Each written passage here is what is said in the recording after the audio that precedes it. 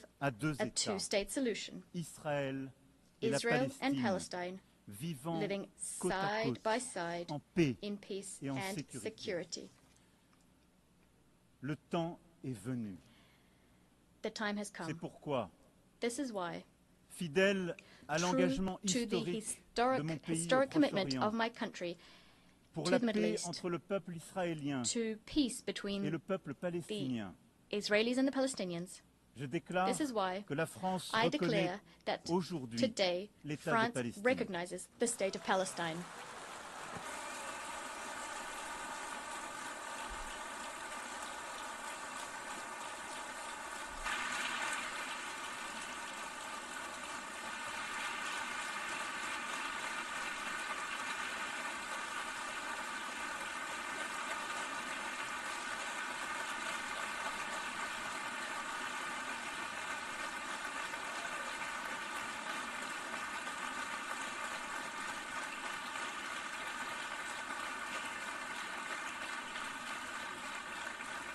Cette reconnaissance est une manière d'affirmer que le peuple palestinien n'est pas un peuple en trop, qu'il est au contraire ce peuple qui ne dit jamais adieu à rien, pour parler avec Mahmoud Darwish, un peuple fort de son histoire, de son enracinement, de sa dignité.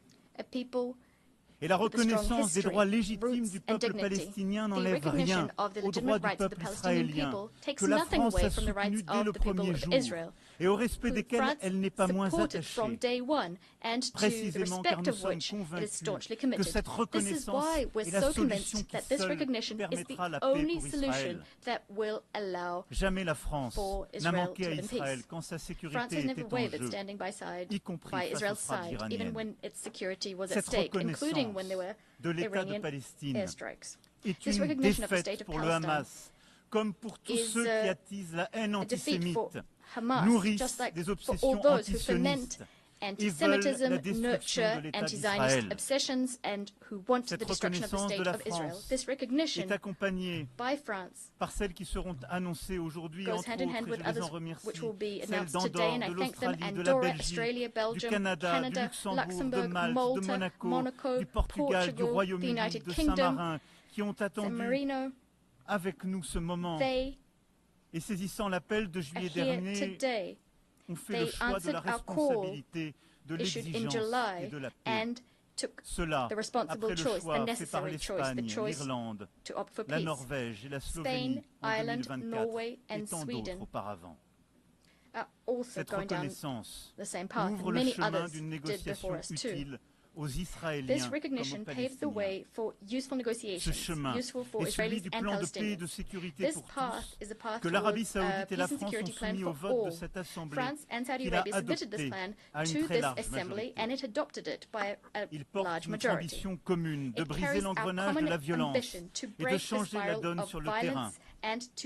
Nous avons su faire un pas les uns vers les We autres, managed to take a sortir de nos step postures towards one habituelles et another, nous to move donner away des from objectifs our concrets. Il nous appartient habitual maintenant stances ensemble and to set de concrete déclencher objectives. une mécanique We de must paix now set in répondant motion aux a besoins cycle de of chacun. peace that meets the needs Le of premier temps de all ce plan de parties. paix et de sécurité The pour top tous est priority celui de of this l'urgence peace and security absolue, plan, celle de coupler and la it's libération very des 48 urgent, otages that is to et la ensure fin des the opérations release of 48 militaires sur hostages tout le and put an territoire end de Gaza. to military operations throughout the Je territory salue of les Gaza. efforts du Qatar, de I l'Égypte commend the et des efforts undertaken by États-Unis pour y Qatar, parvenir Egypt and et the demande à US to Israël achieve de ne this. plus I rien ask faire Israel qui to entrave do leur nothing more aboutissement. that would thwart these efforts Le coming to Hamas a été fruition. vaincu sur le plan Hamas militaire was par la vanquished on neutralisation the de ses military chefs front et de ses as we décideurs. neutralized its Il leaders doit and l'être sur le decision plan makers. politique It must pour être also véritablement be démantelé.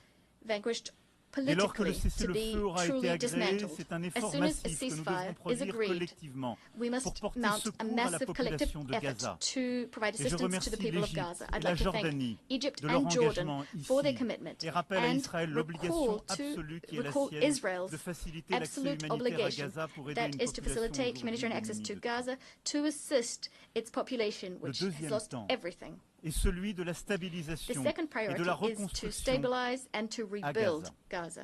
Une administration de transition transition intégrant l'autorité administration incorporating palestinienne, the la Palestinian jeunesse Authority, palestinienne, as well as accompagnée de the forces de young people of sécurité dont nous Palestine, accélérerons together la with formation, security forces, aura the le establishment of monopole which de we la will sécurité à accelerate, Gaza. will have the Elle monopoly mettra en over œuvre le security in Gaza. It démantèlement will et implement le the dismantlement désarmement and du disarmament Hamas, of Hamas. avec le And this soutien des with the partenaires support of international internationaux partners et les moyens qui seront and the nécessaires necessary à cette mission means difficile. required for this difficult La France est prête à contribuer à une mission internationale de stabilisation et à soutenir, avec ses partenaires européens, la formation et l'équipement des forces de sécurité palestiniennes. Dès lors que la négociation le permettra, le Conseil de sécurité pourra décider le déploiement d'une mission de soutien civil et sécuritaire en liaison avec les autorités palestiniennes, avec le consentement des autorités israéliennes.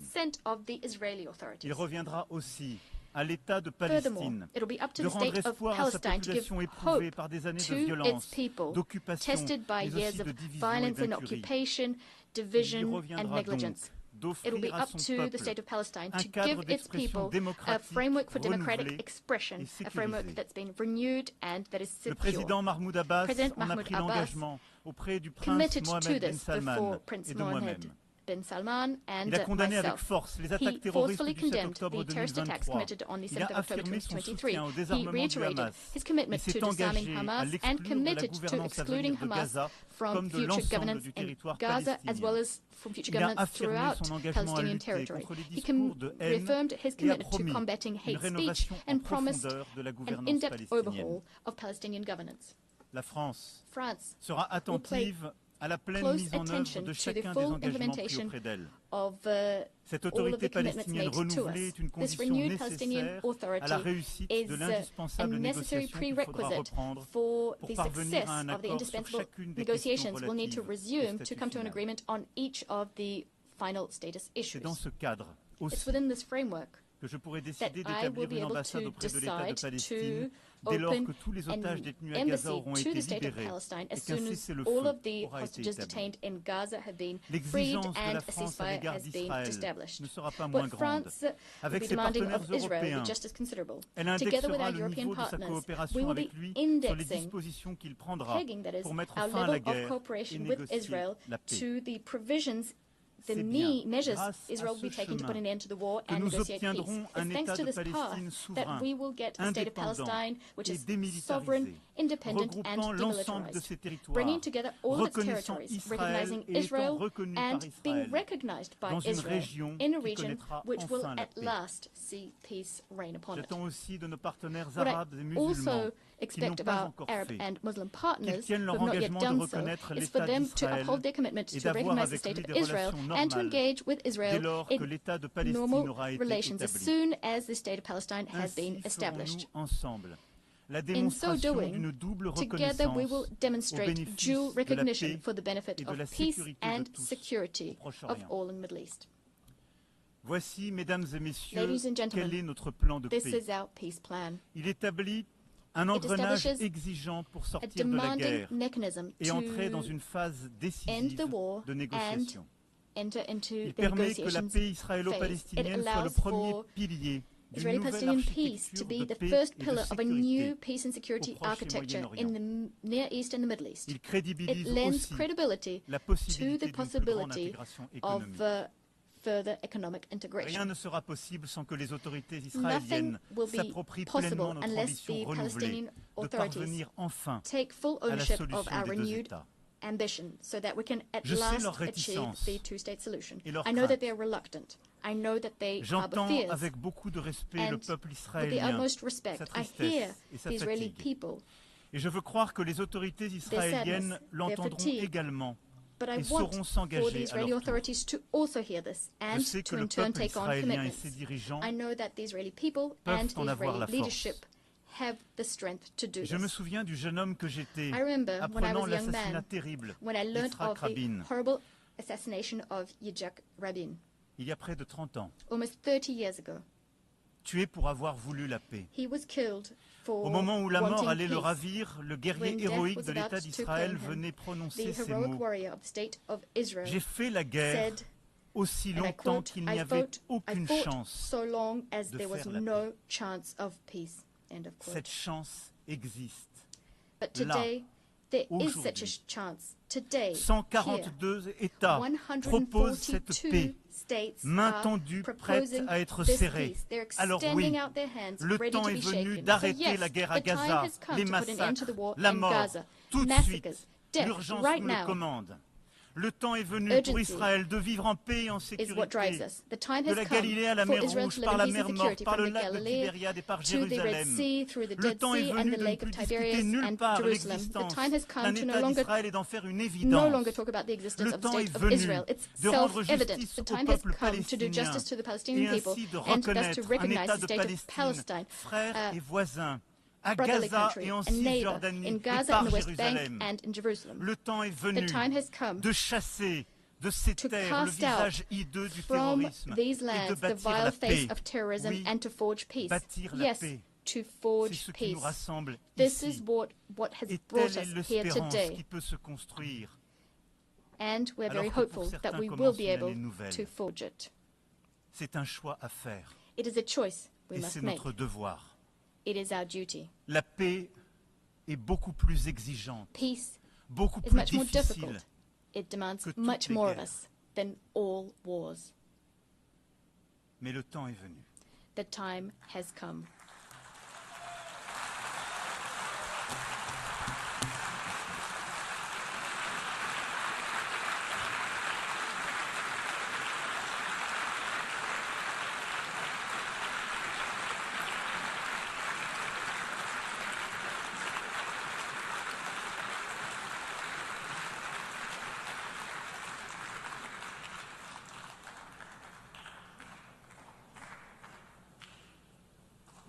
Merci pour votre attention. Thank you Je for your donne à kind présent la attention. parole I à son now Altesse le Prince invite Faisal His bin Farhan Al Royal Saoud, Highness, ministre des Affaires étrangères d'Arabie Saoudite, Minister of Foreign Affairs au nom de son of Saudi Altesse Arabia. royale le Prince He will Mohammed be bin speaking on Salman bin behalf of His Abdulaziz Royal Al Highness Saoud, Prince Mohammed Prince bin Salman héritier et bin Premier ministre du Abdulaziz Royaume Al d'Arabie Saoud, Saoudite. Crown Prince and Prime Minister of the Kingdom of Saudi Arabia.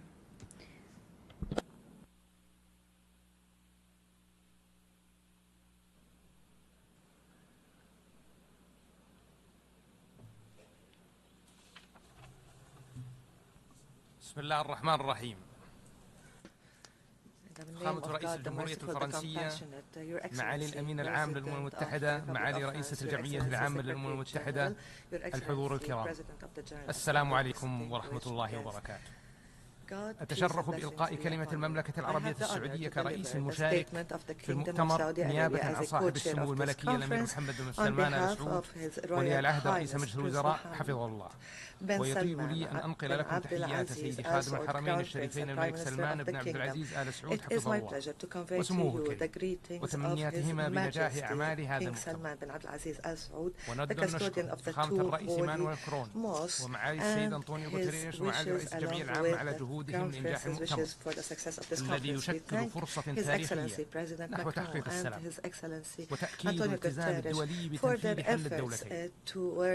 الحضور الكرام، ينعقد هذا المؤتمر برئاسة مشتركة بين المملكة العربية السعودية والجمهورية الفرنسية في ظل استمرار سلطات الاحتلال الإسرائيلية في نهجها العدواني ومواصلتها لجرائمها الوحشية تجاه الأشقاء الفلسطينيين في قطاع غزة وانتهاكاتها في الضفة الغربية والقدس واعتداءاتها المتكررة على سيادة الدول العربية والإسلامية، وآخرها العدوان الغاشم الذي استهدف دولة قطر الشقيقة، وهو ما يقدم عن إسرائيل في ممارستها العدوانية التي تهدد الأمن والاستقرار الإقليمي والدولي وتقوض جهود السلام في المنطقة، ويعزز اقتناعنا الراسخ أن تنفيذ حل الدولتين هو السبيل الوحيد لتحقيق السلام العادل والدائم في المنطقة.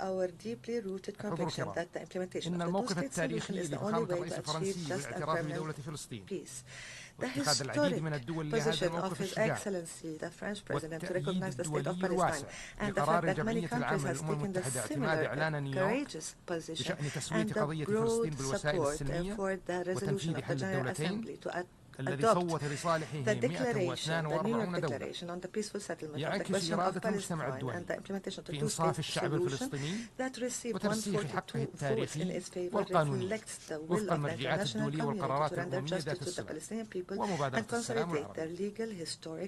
الحضور الكرام، إن المملكة عازمة على مواصلة شراكاتها مع الجمهورية الفرنسية وجميع الدول الداعية للسلام في سبيل متابعة تنفيذ مخرجات هذا المؤتمر peace, to follow up on the implementation of the outcomes of this conference, to put an end to the war in Gaza and stop all unilateral measures that threaten Palestinian sovereignty, to work on ending the conflict in the region and establish a Palestinian independent state on the 1967 borders with East Jerusalem as its capital. In conclusion, we thank again those countries that have recognized or have announced their intention to recognize the state of Palestine. We call all other countries to take a similar historic step that will have a great impact on supporting the efforts towards the implementation of the two-state solution, achieve permanent and comprehensive peace in the Middle East, and find a new reality whereby the region can enjoy peace, stability, and prosperity. Thank you.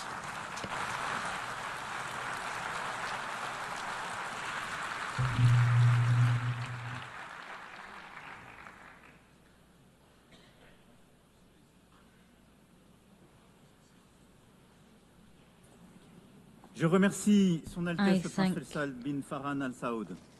His Royal Highness Prince Mohammed bin Salman Abdulaziz Al Saud. I now invite His Excellency Mr. Antonio Guterres, Secretary General of the United Nations Organization, to issue a statement.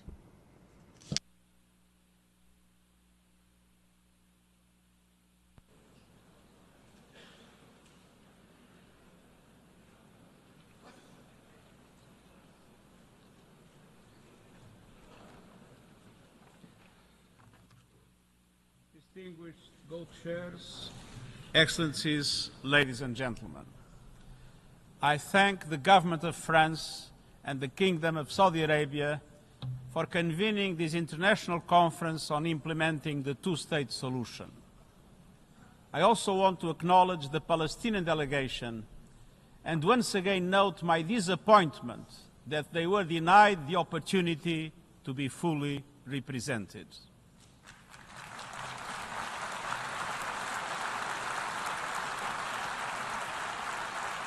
Excellencies, let's have no illusions. The Israeli-Palestinian conflict has gone unresolved for generations. Dialogue has faltered. Resolutions have been flouted. International law has been breached. Decades of diplomacy have come up short. The situation is intolerable and it is deteriorating by the hour.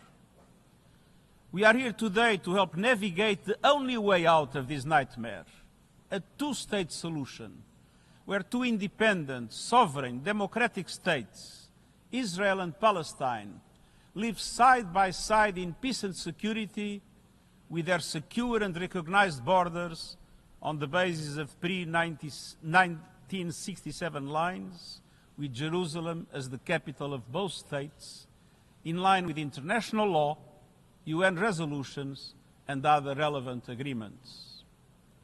I welcome the measures many member states are taking to galvanize support for the two-state solution, including the pledges to recognize the state of Palestine.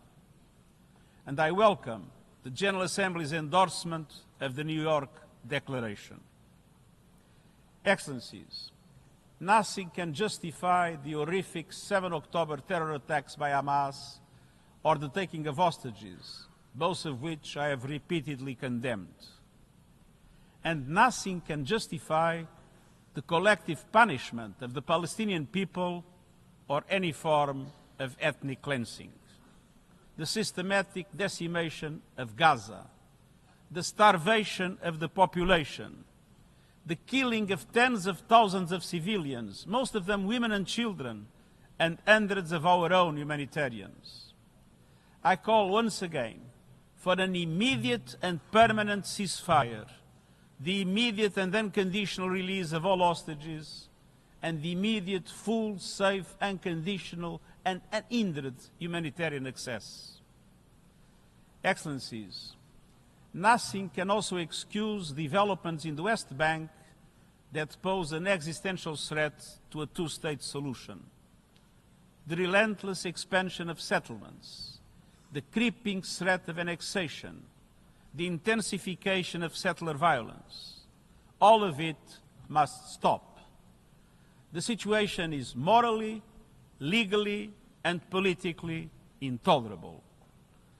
we must recommit ourselves to the two-state solution before it is too late. A solution in which two independent, contiguous, democratic, viable and sovereign states are mutually recognized and fully integrated into the international community. Excellencies, those who stand in the way are obligated to answer a fundamental question. What is the alternative? A one-state scenario where Palestinians are denied basic rights, expelled from their homes and their land, forced to live under perpetual occupation, discrimination and subjugation? How is this possible in the 21st century? How is it acceptable? This is neither peace nor justice. It will only increase the growing isolation of Israel on the global stage. And let's be clear, statehood for the Palestinians is a right, not a reward.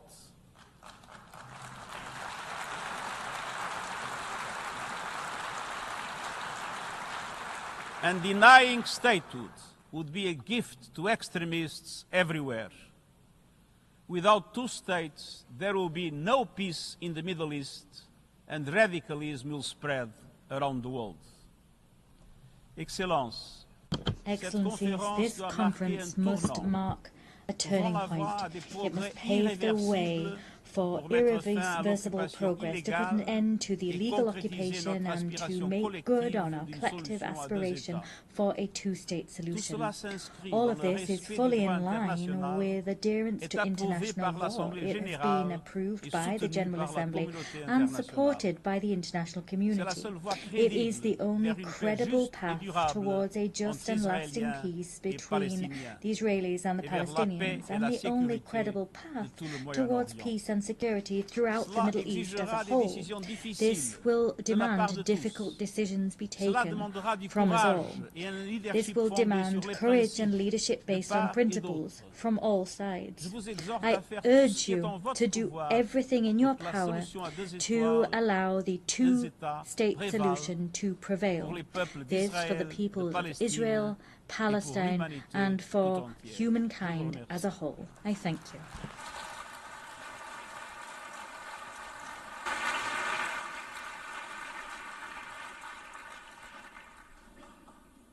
I thank the Secretary General of the United Nations Organization. I now invite Her Excellency Annalena Baerbock, President of the General Assembly, to make a statement.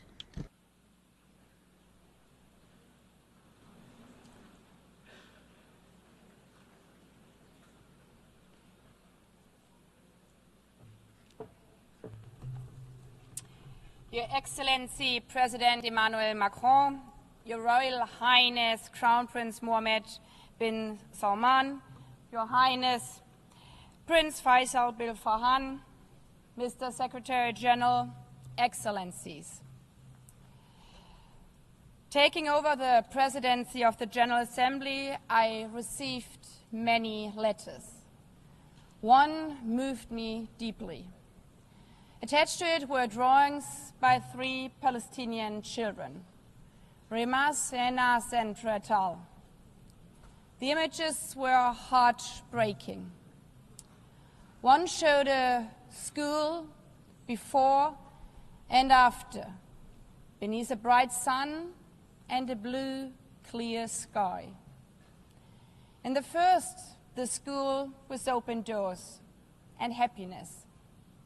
In the second, their school lies in rubble. A lone boy stands on the debris of what must be once have been his safe place. Perhaps he had a favorite class, a favorite teacher like our children, a best friend he played with there.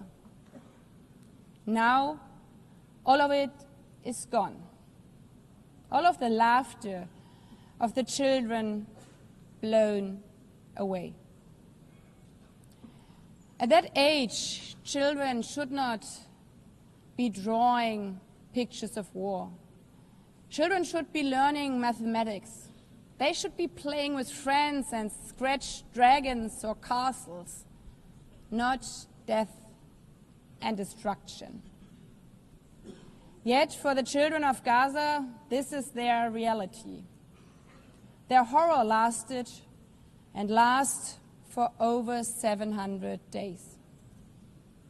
Tens of thousands have lost their lives. Tens of thousands of dreams which never will come true.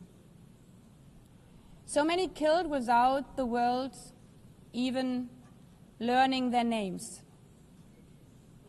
Until we heard one voice so loud we could not overhear it.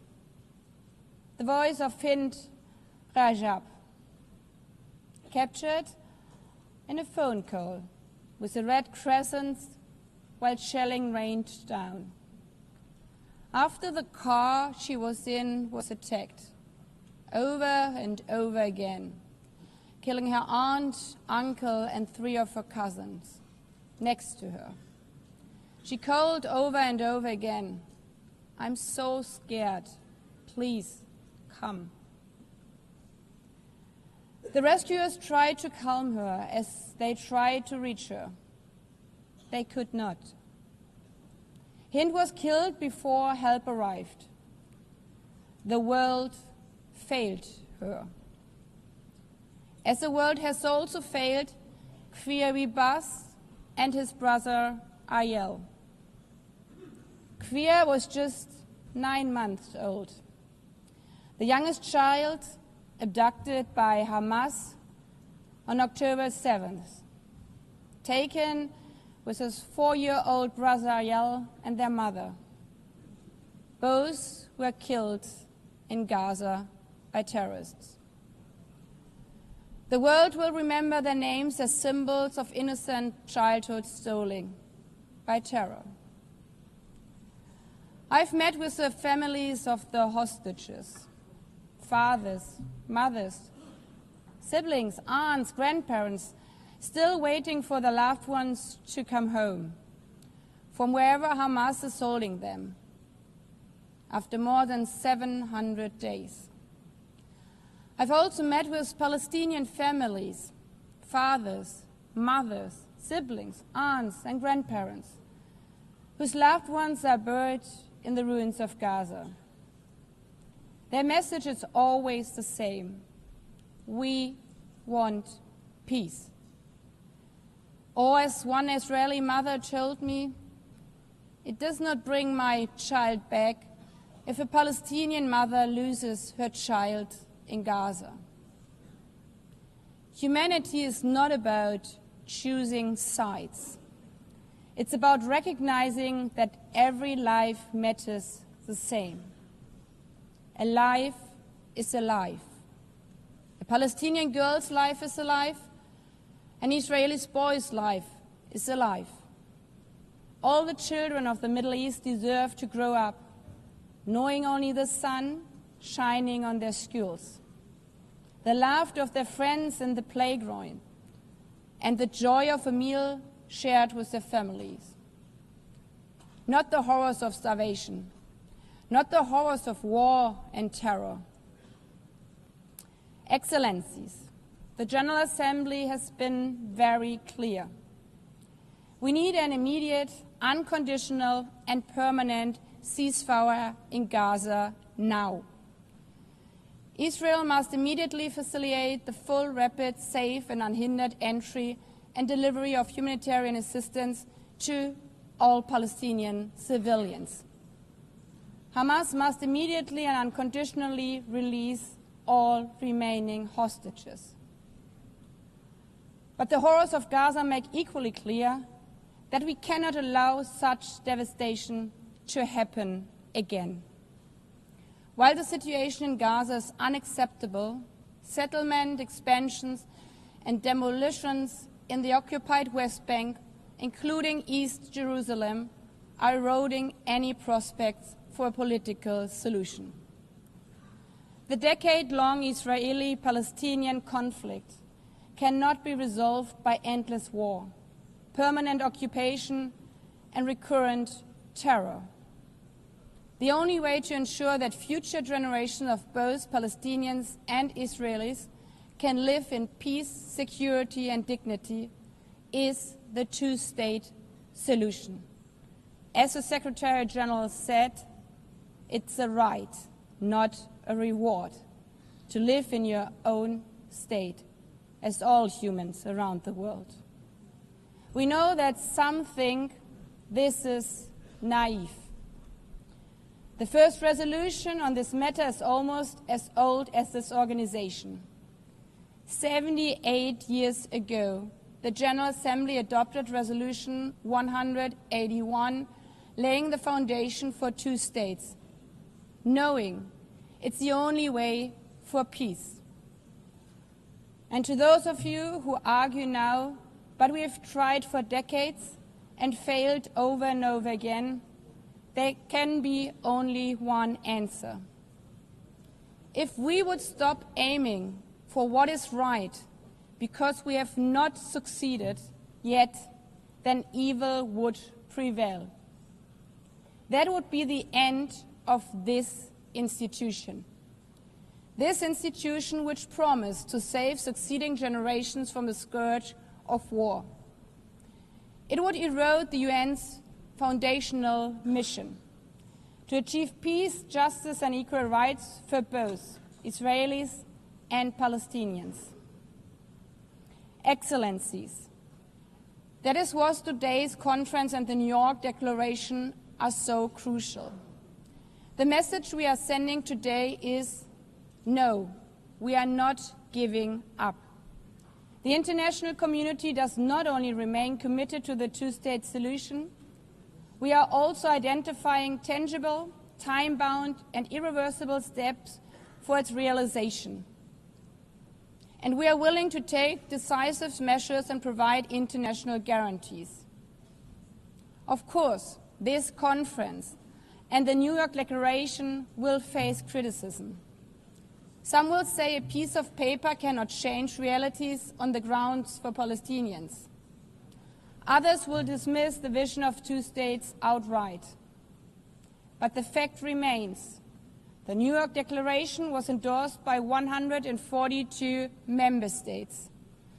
And this majority clearly says the war in Gaza must end now. It condemns the attacks committed by Hamas against civilians on 7th of October. It condemns the attacks by Israel against civilians and civilian infrastructure in Gaza. It calls on Hamas to end its rule in Gaza and hand over its weapons. A sovereign and viable state of Palestine needs to be established, living side by side with the state of Israel in peace and security, with mutually recognized borders and full regional integration. Excellencies, the call for peace and the two-state solution is not an abstract. Not for the children watching missiles destroy their school. Not for the families waiting for news that their sons and daughters might be released from captivity. Not for the UN staff in Gaza who have witnessed their colleagues shot. Not for those who have been injured or maimed and will have to live with the trauma of this conflict for the rest of their life. It's an aspiration, but it's also an obligation. We owe it to the memory of Fint, Queer and Ariel, and the many, many others. And we owe it to the children like Rimas, Enas and Rital, and all the children of Palestine and all the children of Israel, hoping for a better tomorrow, so that they may not inherit rubble, grief and despair, but safety, dignity and hope, to live one day in peace, side by side.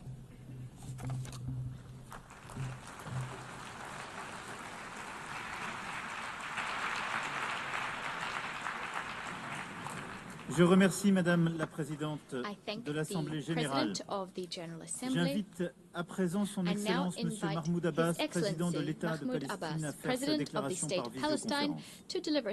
par vidéoconférence.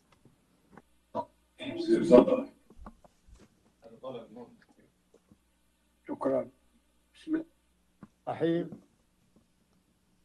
Thank you. Your Excellency, President Emmanuel Macron, Your Royal Highness, Prince Mohammed bin Salman Al Saud, Your Highness Prince Saud Faisal bin Farhan, Minister of Foreign Affairs, Your Excellency, Antonio Guterres, Secretary General of the United Nations, distinguished leaders and heads of delegations, peace, mercy, and blessings of God be upon you.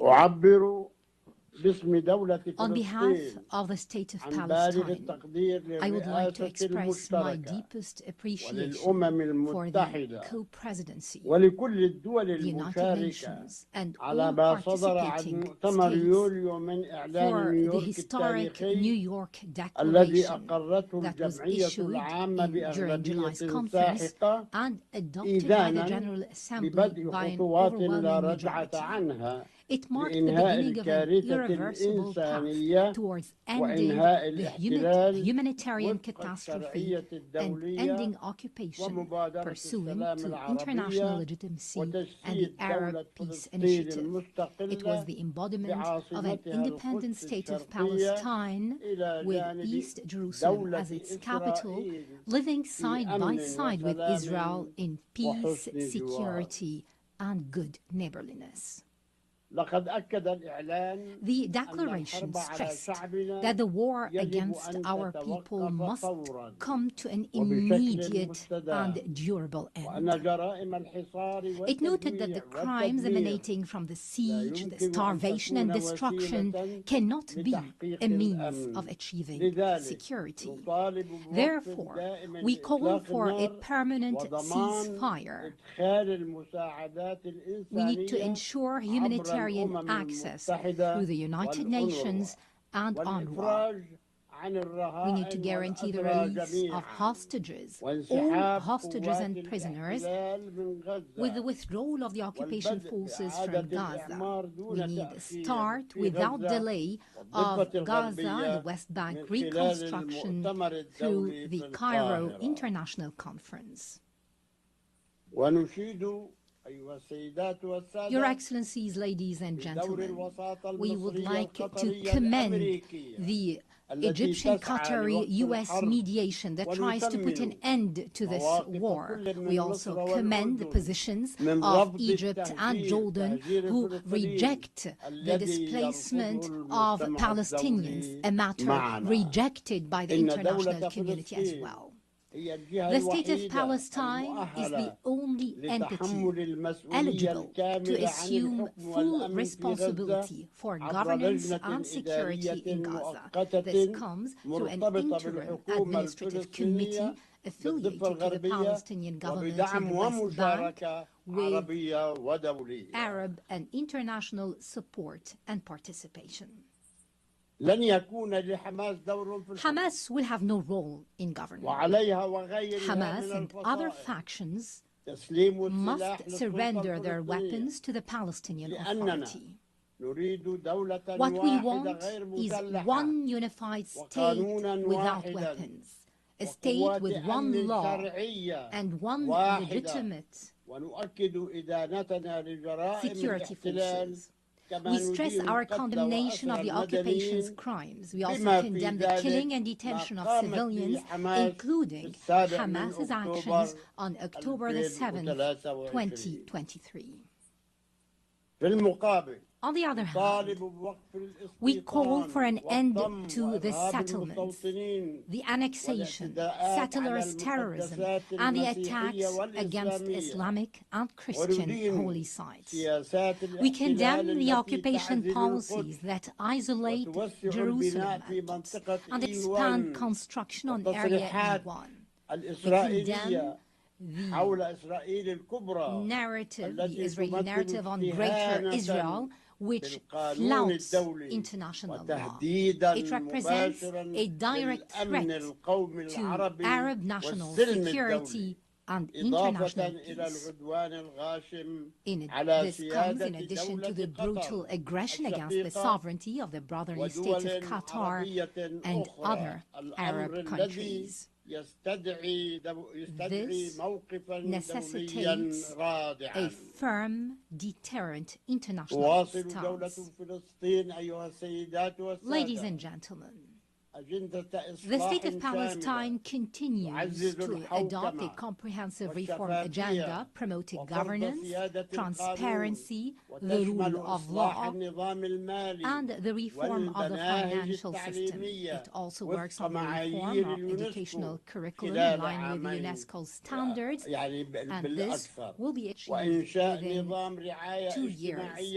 We're establishing a unified social welfare system after the abolition of all previous payments to the families of prisoners and martyrs. This system is currently undergoing international audit by a specialized international firm. We underline our commitment to organize presidential and parliamentary elections after the end of the war, and within 1 year we will draft an interim constitution within 3 months to ensure the transfer of power from the authority to the state. This will ensure that no party or individual will participate unless they adhere to the political program and the international commitments of the Palestine Liberation Organization and the rules of international legitimacy. The elections will be held under international observance. Ladies and gentlemen, we desire a modern democratic state based on the rule of law, pluralism, power sharing, equality, justice, and the empowerment of women and youth. We commend the positions of those countries that recognized the state of Palestine. We call on those who have not yet done so to follow suit. We call for your support so that Palestine become a full-fledged member of the United Nations. We have already recognized the right of Israel to existence in 1988 and in 1993, and we still recognize the state of Israel. In this vein, I would like to thank France, Britain, Canada, Australia, and Belgium, in addition to Portugal, Luxembourg, San Marino, and Andorra, and other countries that have been mentioned by His Excellency the President of France. And we recall with appreciation all 149 countries who have already recognized the state of Palestine earlier. They have participated in our long struggle, the last of which was Spain, Ireland, Norway, Slovenia, and Armenia. We would also like to commend the important role of the presidency of this conference, the Kingdom of Saudi Arabia and France, as well as Britain, in galvanizing more international recognition. We would also like to thank all participating countries in this conference for their important role issuing the New York Declaration and taking irreversible steps to bring about durable peace based on the two-state solution and based on international legitimacy. We would also like to commend the role of the brotherly and friendly countries who support our Palestinian cause in international fora. We would like to commend in particular the role of Algeria, which is assuming the Arab seat in the Security Council. We commend the positions of the peoples and organizations that support the legitimate rights of the Palestinian people to freedom, independence, and statehood. We reject any confusion, I repeat, any confusion between the solidarity with the Palestinian cause and the issue of anti-Semitism. We reject the latter, proceeding from our values and principles. We would also like to express our readiness to work with the US President Donald Trump, with Saudi Arabia, France, and the United Nations and all partners to implement the peace plan adopted during this conference within a specific timetable with international guarantees and monitoring. This would open the gates towards a just peace and comprehensive regional cooperation. In this regard, I call upon Israel to immediately sit on the negotiating table, to put an end to this bloodshed and bring about just and comprehensive peace. And I address the Israeli people saying,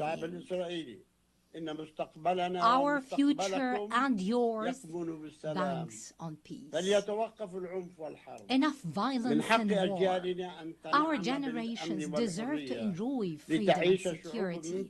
Let the people in our region live in durable peace and good neighborliness.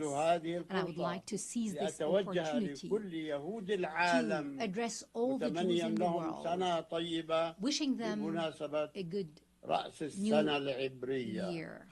And to our patient Palestinian people in their homeland and everywhere, I would like to tell you that the dawn of freedom and liberty is coming, no doubt.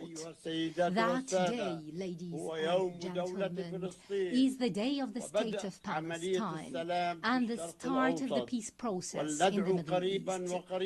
We hope that we will call very soon to an international conference that will bring about this matter. Peace and blessings of God be upon you.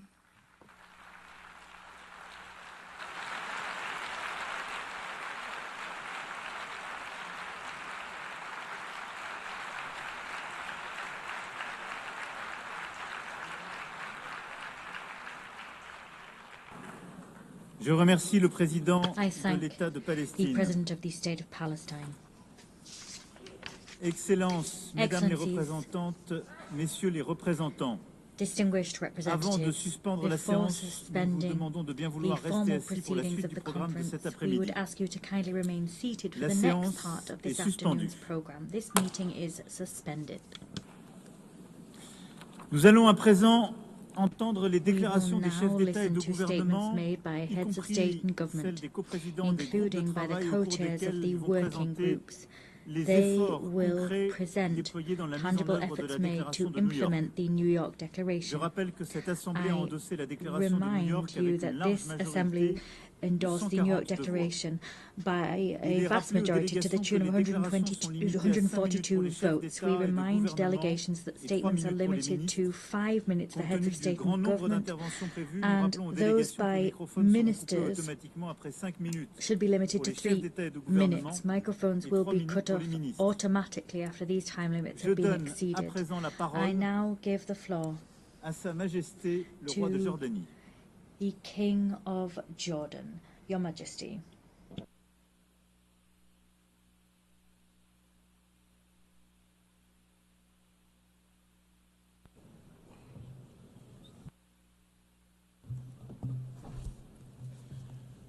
Bismillah ar-Rahman ar-Rahim.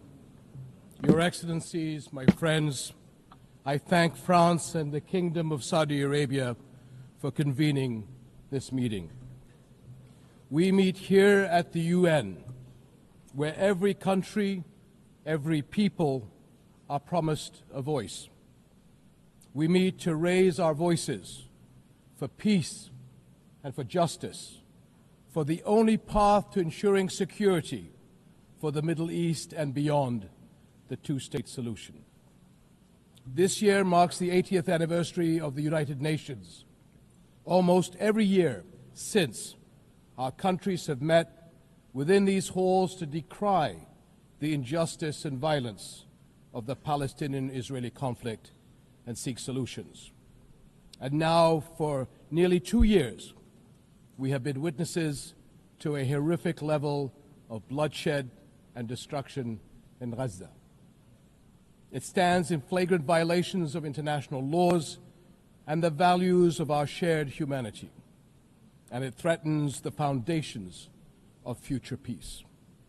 The war in Gaza must end. Humanitarian aid must flow unhindered, and all illegal and unilateral measures in the West Bank and settler violence must also end. A clear choice stands before us. On one side, to continue down the dark and bloody path of war and conflict, or to take the path of peace through the two-state solution. And today the world is taking a significant step on the path to achieving just and lasting peace. This global rally behind the two-state solution sends a clear message. The conflict must end. The two-state solution is the only path to the just and lasting peace that fulfills the rights of all our peoples. We thank all countries that have recognized the state of Palestine, and now we must work to stop all measures that undermine the two-state solution. We must make sure that today is a step in a continued effort to realize it. As we work on ending the war in Gaza, we must also do all we can to restore hope. The commitment so many countries are making to a future of peace today begins that long, difficult, but essential process. Thank you.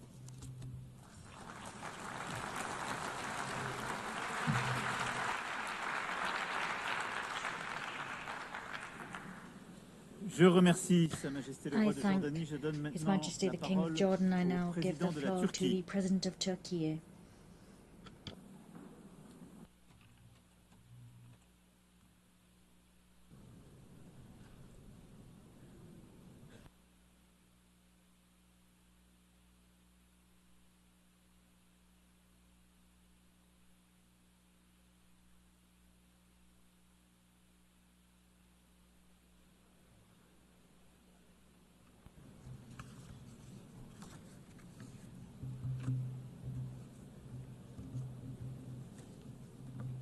Sayın Devlet ve Hükümet Başkanları, Excellencies, Heads of Sayın State and Government, Genel Sekreter, His kıymetli Excellency, heyet the üyeleri, Secretary General, sizlere en kalbi esteemed duygularımla, delegation members, hürmetle let me greet you selamlıyorum. all with most heartfelt Öncelikle bu feelings konferansın and with kind regards. eş başkanlıklarını üstlenen First of all, Fransa I would like ve to Suudi express Arabistan'a my gratitude to şükranlarımı France sunuyorum. and to Saudi Arabia. Filistin devletini co-chairing tanıma this kararı alan conference. ülkeleri I tebrik congratulate ediyorum. all the countries that have Bu adımın decided to recognize ve the state izleyen of dönemdeki Palestine girişimlerin for honoring the iki wars of devletli justice çözümün and hayata of conscience. geçirilmesini I hope that hızlandırmasını this step, diliyorum. along with the initiatives to be Coğrafyamızda undertaken in the coming yaklaşık period, will 2 accelerate yıldır the implementation İsrail of a hükümetinin two-state solution. artan saldırıları In our sebebiyle region, büyük an bir unprecedented insani catastrophe has been felaket yaşanıyor. unfolding for nearly 2 years 65 now bini under aşkın the insanın Israeli government's hayatına heavy mal and olan inhumane attacks. Gazze'deki The katliam massacre tüm and şiddetiyle brutality in Gaza sürüyor. continues with Elini all its vicdanına koyan hiç intensity. kimse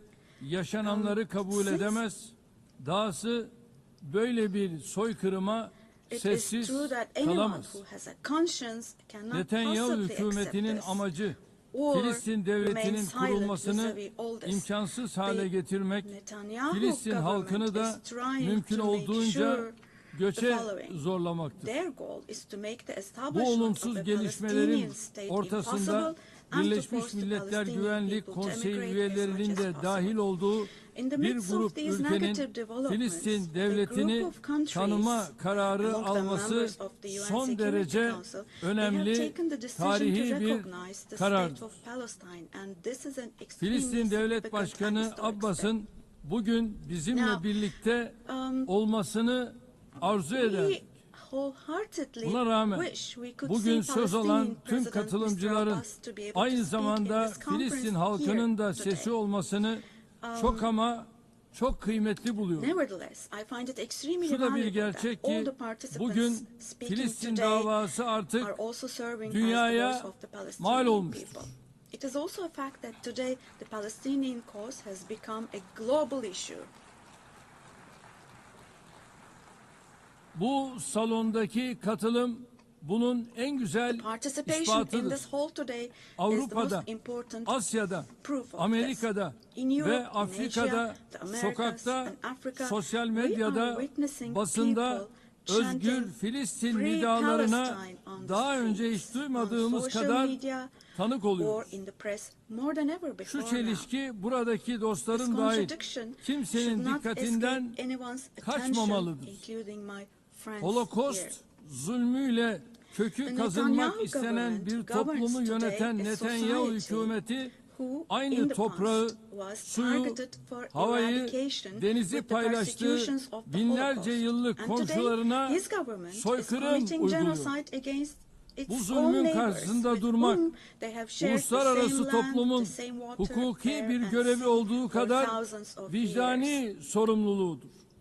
Standing up against this Uluslararası oppression toplum, is not Batı only a legal Şeria'daki duty of the yayılmacılığı, international community, but Doğu also a Kudüs'teki moral oldu responsibility. bittileri The international ve community bölgede must istikrarsızlığı stop yayma expansionism in girişimlerini the West Bank, durdurmak also the fait zorundadır. accompli in East Jerusalem, Aksi and takdirde attempts to ne spread bir instability uluslararası in the region. düzenden Otherwise, ne de we evrensel cannot değerlerin possibly talk about the savunulmasından presence of söz an edilebilir. international order or talk Derinleşen about işgal defending universal ve values. ilhak politikalarının The goal hedefi of deepening açıktır.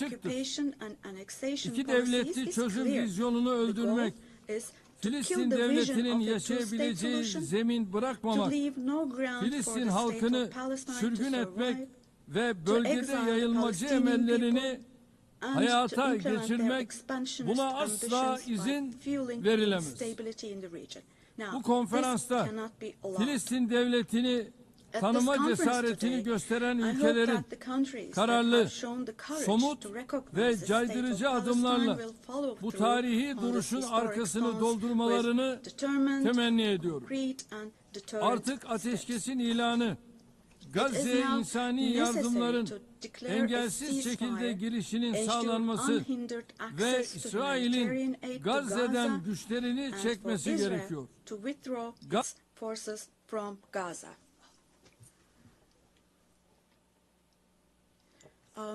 Apologies. I cannot hear the president. I lost his voice. Apologies, ladies and gentlemen. This is the interpreter speaking. I cannot hear the president. His voice is gone. His voice is gone. We cannot hear him. Me and my colleague, we cannot hear the president. Apologies for this, but we're having a technical glitch here. We cannot hear the president. We stopped being able to hear him. His voice is gone completely.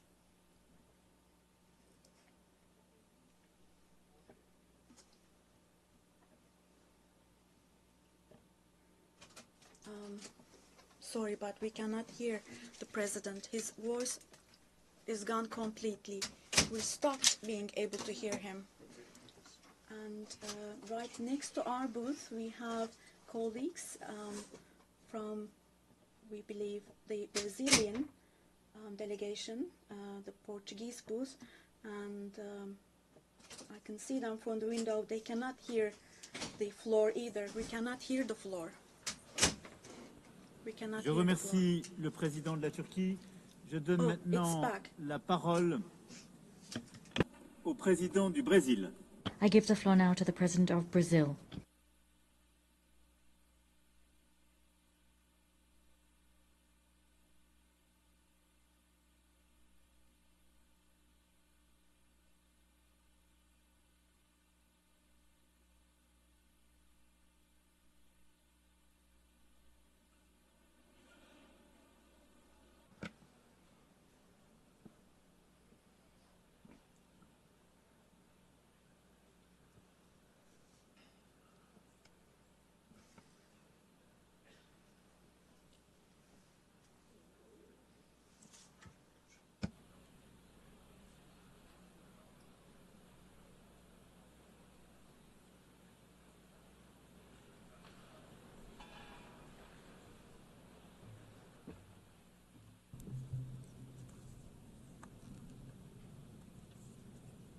I would like to commend President Emmanuel Macron and Prime Minister Mohammed bin Salman for leading this important process and event. The question of Palestine arose when the General Assembly adopted the so-called Petition Plan 78 years ago.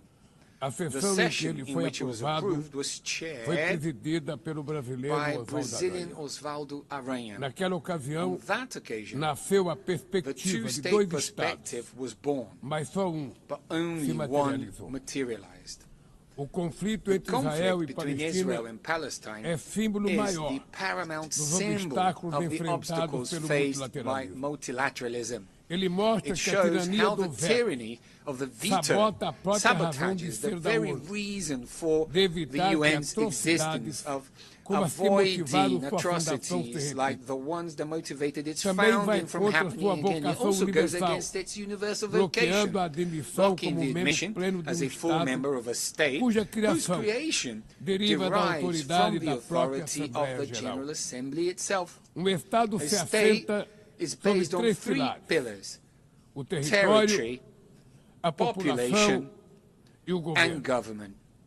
All have been systematically undermined in the Palestinian case. How can we talk about territory in the face of an illegal occupation that grows with each new settlement? How do you keep a population in the face of the ethnic cleansing we are witnessing in real time?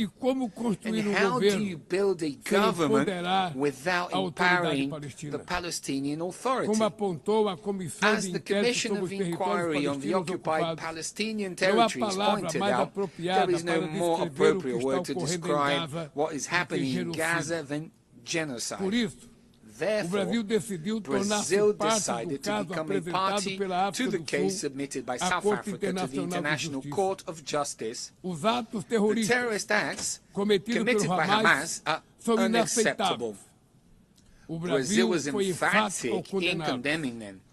But the right to defense does not authorize the indiscriminate killing of civilians.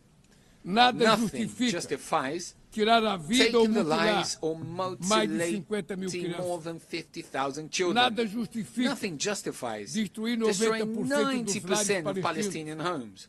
Nothing justifies using hunger as a weapon of war, nor targeting starving people seeking help. 500,000 Palestinians do not have enough food, more than the population of Miami or Tel Aviv. Hunger does not afflict the body only, it shatters the soul. What is happening in Gaza is not only the extermination of the Palestinian people, but an attempt to annihilate their dream of a nation. Both Israel and Palestine have the right to exist. Working to achieve a Palestinian state means correcting an asymmetry that compromises dialogue and obstructs peace. We salute the countries that recognize Palestine, as Brazil did in 2010. We are already the vast majority of the 193 members of the UN.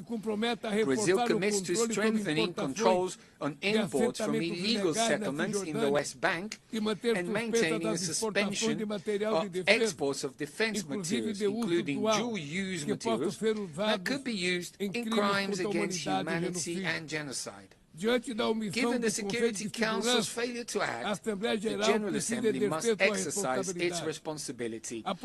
We support the creation of a body inspired by the Special Committee Against Apartheid, which played a central role in ending the South African racial segregation regime. Securing Palestine's right to self-determination is an act of justice and an essential step toward restoring the strength of multilateralism and recovering our collective sense of humanity. Thank you very much.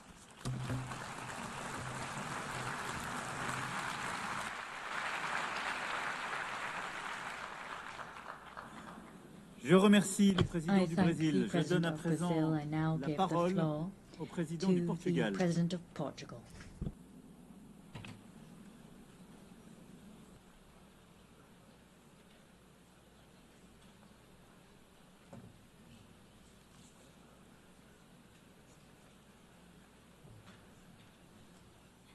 Madam President of the General Assembly, Mr. Secretary General, Monsieur le Président de la République française, President of the French Highness, Republic, the Minister for Foreign Affairs of the Kingdom of Saudi Arabia, Mr. President of the Palestinian State, Excellencies, ladies and gentlemen, Portugal formally recognized the State of Palestine as a sovereign state with full rights.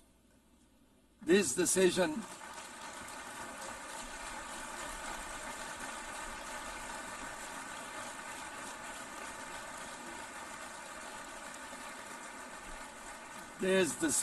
reflects our conviction that the two-state solution is the only viable path for a just and lasting peace in the Middle East. By reaffirming it here, Portugal seeks to contribute to a broader international effort towards peace, justice, and stability. If we do not act, the crisis will leave scars for generations, fueling extremism and further instability. So, humanitarian access must be ensured without delay. All hostages must be released. Terrorism like October the 7th can never be justified, and civilians, regardless of nationality, religion or ethnicity, must be protected at all times, and therefore a ceasefire must be attained immediately. Portugal's commitment to peace in the Middle East has been constant and clear. We have always defended the two-state solution in line with the United Nations resolutions and the 67 borders. We supported Palestine's observer status in 2012, voted to enlarge its rights in the Assembly in 2024, and endorsed the New York Declaration earlier this year. We welcome the unprecedented commitments made by the Palestinian Authority in the context of the New York Declaration. We recognize that both countries continue to face security threats, which must be addressed through dialogue, cooperation, and the pursuit of a just and lasting peace. Portugal's recognition of the State of Palestine is not an isolated gesture, but a continuation of a long-standing policy and a decisive contribution to the safeguarding of the two-state solution. Excellencies, Portugal stands ready to work actively towards this collective endeavor. Our message is clear. Recognition of the State of Palestine is recognition of peace itself. Now, today, tomorrow would have been too late. Thank you.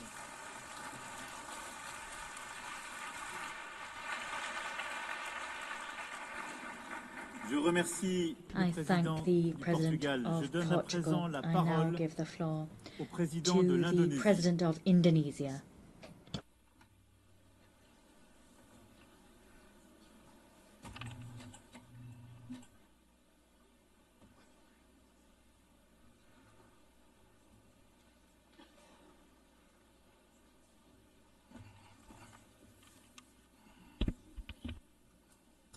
His Excellency President Emmanuel Macron, President of the French Republic, His Highness Prince Faisal bin Farhan Al Saud, Foreign Minister of the Kingdom of Saudi Arabia, as the co-chairs of this distinguished meeting. Co-chairs, Excellencies, distinguished representatives of the United Nations, I wish to extend our deepest appreciation and highest regards to the governments of France and the Kingdom of Saudi Arabia for their leadership in convening this important deliberation. It is with a heavy heart that we recall the ongoing unbearable tragedy in Gaza. Thousands of innocent lives, many of them women and children, have been killed. Famine looms. Human catastrophe is unfolding with our eyes.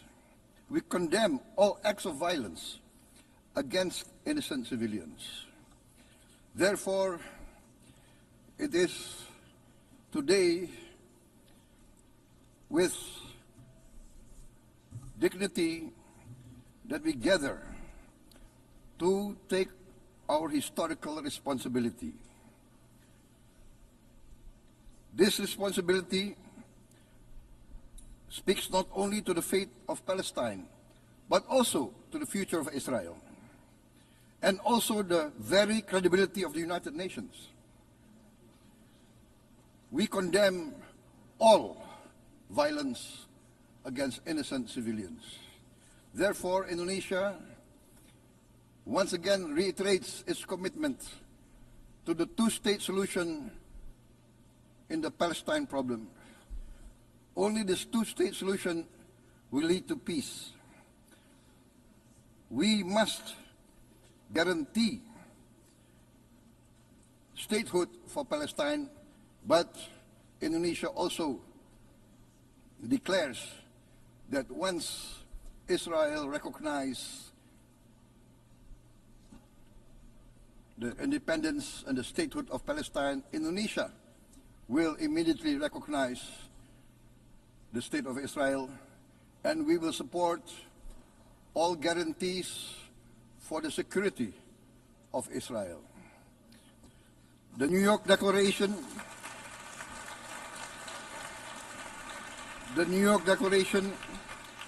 has provided a peaceful and just pathway towards peace. Statehood must mean peace.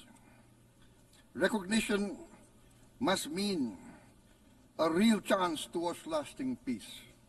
It must be a real peace for all sides, for all parties. Distinguished Excellencies, we commend the leading states of the world that have taken this principled step. France, Canada, Australia, the United Kingdom, Portugal, and many other leading countries of the world have taken a step on the right side of history. The recognition of the state of Palestine is the right step on the right side of history. To those who have yet to act, we say, history does not stand still. We must recognize Palestine now. We must stop the humanitarian catastrophe in Gaza. Ending the war must be our utmost priority. We must overcome hatred, fear. We must overcome suspicion. We must achieve the peace that is necessary for the human family. We are ready to take our part in this journey towards peace. We are willing to provide peacekeeping forces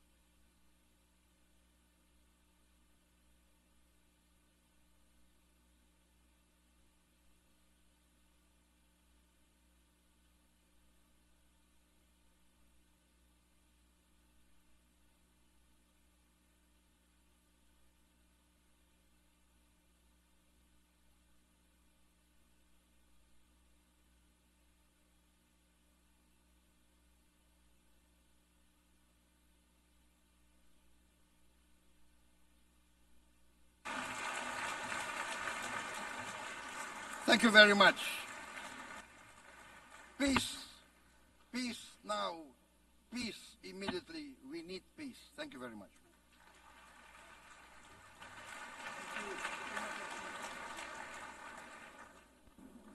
Je remercie le président de l'Indonésie. Je donne à présent la parole au président du Sénégal.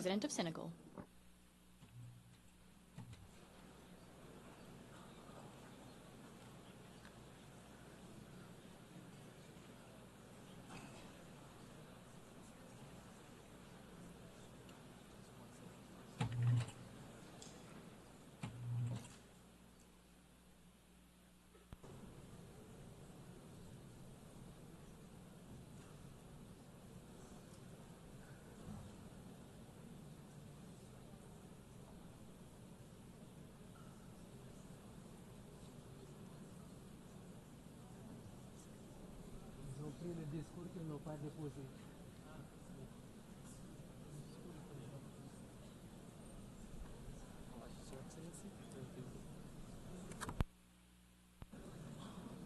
Messieurs les co-présidents, chers collègues, Co-chairs, dear Monsieur le colleagues, secrétaire général des Nations Secretary Unies, General of mesdames, the United messieurs, Nations, ladies and gentlemen, je salue le I leadership commend de la the France leadership et of de l'Arabie France and Saudi Saoudite, Arabia, ainsi que and I l'engagement de commend tous the ici commitment présents of pour la all here cause present to palestinienne. the Palestinian cause. Cette conférence se This tient au conference is moment being où la held at a conscience time when universelle est the profondément world's bouleversée conscience has been par la shaken to its very situation core by insoutenable the à Gaza. indefensible situation in Une Gaza. situation qui a That dépassé situation toutes les has limites. gone beyond all Nous assistons limits. à une tragédie We are witnessing indescriptible an indescribable aux allures tragedy d'un bearing all nettoyage the ethnique. hallmarks of ethnic cleansing. Devant tant d'inhumanité, In the cette face guerre, of such ne pas agir, inhumanity, on ce such n'est pas une scale, option. to say nothing, to Ce do serait nothing même is une not an option. complicité passive. That choice would even Nous be sommes là passive complicity. pour We are rappeler le here sens des principes to fondateurs des recall Nations the Unies, very meaning of la the founding souveraineté des principles of the peuples, United Nations, l'égalité the des sovereignty droits, of peoples, la paix par la equality of justice, rights, peace le through respect du droit justice, the respect international to et international la law, protection des and the populations protection civiles, of même civilians, en temps de guerre. even in times of war. Autant de These valeurs are all aujourd'hui values anéanties that dans have les today décombres been de Gaza. annihilated and which now lie Le under Sénégal Gaza's réaffirme rubble. son engagement Senegal constant reaffirms its pour une unwavering solution commitment à to deux a États, two-state solution, palestiniens et with israéliens, Palestine and vivant Israel côte à living côte, side by side, chacun à each l'intérieur de frontières within sûres safe et and internationalement internationally reconnues. recognized C'est borders. ce que veut le plan de That partage was décidé the goal par les of Nations the Unies. partition plan for Palestine C'est decided aussi upon une by the United exigence de Nations. paix et de sécurité This is pour les peuples also des a deux pays. demand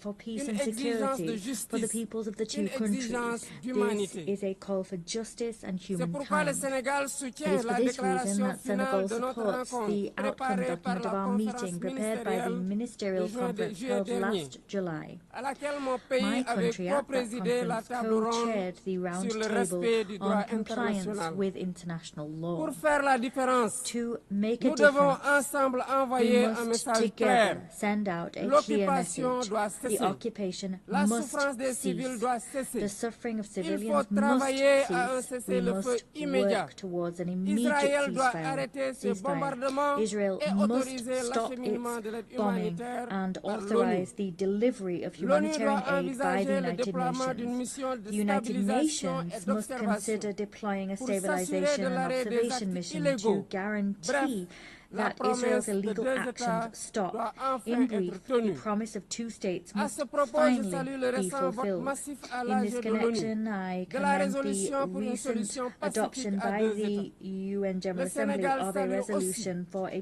peaceful décision two-state solution historique that des was pays adopted ayant by an décidé de overwhelming reconnaître majority. aujourd'hui The l'État Senegal palestinien. also commend the historic decision Président du comité taken by pour countries that l'exercice have today inaliénable decided to des droits du recognize peuple the state palestinien. of Palestine. Le Sénégal As chair of the continuera Committee on the de Exercise exercise of the inalienable rights of the Palestinian people, Senegal will continue to get on board with any initiative aimed at fostering the return of a lasting peace to Palestinian lands. I appeal here to the world's conscience. Here, we're not looking to pit one side against another or to choose between them, but what we're looking to do here is to defend life, to ensure the voice of reason and law can ring out, and to preserve what makes our common humanity, that is, our capacity for empathy, justice and solidarity. It is time to take tangible measures to create a viable Palestinian state. I thank you.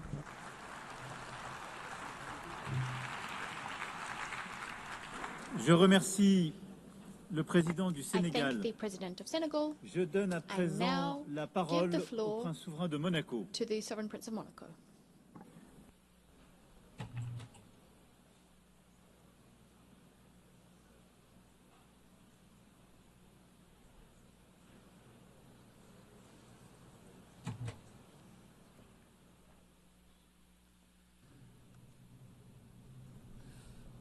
Cher coprésident, dear co-chairs, Madame la Présidente de l'Assemblée générale, President of the General Assembly, Monsieur le Secrétaire général des Nations Unies, Secretary General of the Excellences, United Mesdames et Nations, Messieurs, Excellencies, ladies and gentlemen, je remercie la France I et le wish to Royaume thank d'Arabie France and the Saoudite de Kingdom nous of avoir Saudi conviés Arabia à cette for having conférence. convened this conference and invited us to Depuis it. toujours, Since notre the voix, very la voix de la beginning, Principauté de we Monaco have s'est élevée spoken pour out as the défendre deux Principality droits of Monaco, indissociables. loud and clear, to Celui defend d'Israël à vivre en indissociable rights, that sécurité of dans des Israel to frontières live sûres et reconnues, within safe and et recognized celui du borders peuple and to palestinien enjoy à disposer security d'un État therein, and the souverain, right of the viable Palestinian et people démocratique. to have a sovereign, viable and democratic Aujourd'hui, nous state. voulons réaffirmer Today, notre we soutien wish to reaffirm indéfectible our à l'existence unwavering d'Israël. support to Israel's Et nous voulons existence, aussi and we also wish reconnaître à la to Palestine la recognize qualité d'État en Palestine droit as a international, state ce que je fais under demander. international law.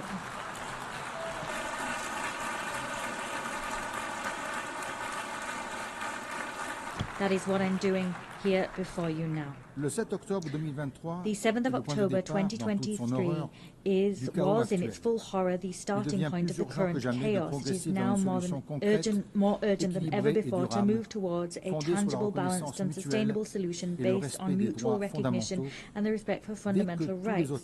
This as soon as all hostages have been released and as soon as Hamas has been disarmed. La paix ne peut plus rester une perspective Peace, lointaine. rather, cannot remain a Elle doit dim s'incarner dans prospect on des the distant institutions, horizon. It must be dans des given its garanties mutuelles lifeblood in et dans le respect institutions effectif with mutual des droits de guarantees chacun. and ensuring the effective respect for everyone's rights. The Principality of Monaco is aware of its place in the House of Nations. We continue to affirm that only a solution based on the existence of two national entities living side by side in dignity and mutual respect will pave the way towards lasting stability. Peace cannot be issued by decree.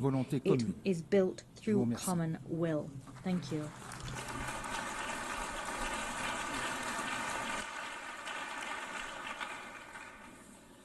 Je remercie le prince souverain de Monaco. Je donne à présent la parole à mon homologue, son Altesse le prince Faisal bin Farham Al Saoud.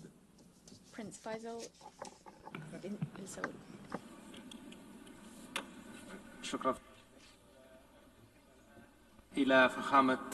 Thank you. I give the floor to His Excellency, the President of South Africa.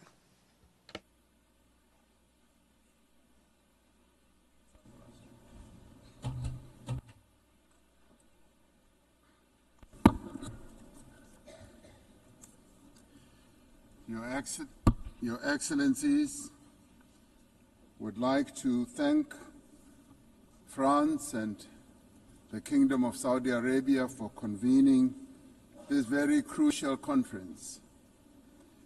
This is a moment of great significance, not only for the people of Palestine, not only for the people of Israel, but for all people who cherish the ideals of freedom and self-determination. Shortly after the United Nations was created, the General Assembly adopted Resolution 181, which recommended the creation of two states, Israel and Palestine. Immediately after the adoption of this resolution, only one state was created, the State of Israel, casting and ushering the Palestinians into a decades-long wilderness of statelessness, characterized by decades of occupation and now genocide. I'd like to congratulate the President of France, President Macron, for today announcing a very bold decision to support the long overdue creation and the recognition of the sovereign state of Palestine. President Macron, I stand here to congratulate you and to congratulate others who have taken this step. South Africa reiterates its firm commitment to the creation of a contiguous Palestinian state existing peacefully side by side with the State of Israel along the 1967 borders with East Jerusalem as its capital. South Africa condemned the 7th October attacks by Hamas that resulted in the deaths of more than 1,200 people. In response to this attack, Israel has unleashed disproportionate punishment against the people of Palestine. And we say here today that the only solution to this conflict is a two-state solution. The viability of a two-state solution depends on full and universal respect for international law. All states, including the State of Israel, must comply with the collective obligations under international law. As the UN marks the 80th anniversary, we call on all member states to recognize Palestine and to act in solidarity with its people. To restore the prospects of a two-state solution, we call, firstly, for global recognition of Palestine and its sovereignty and territorial integrity.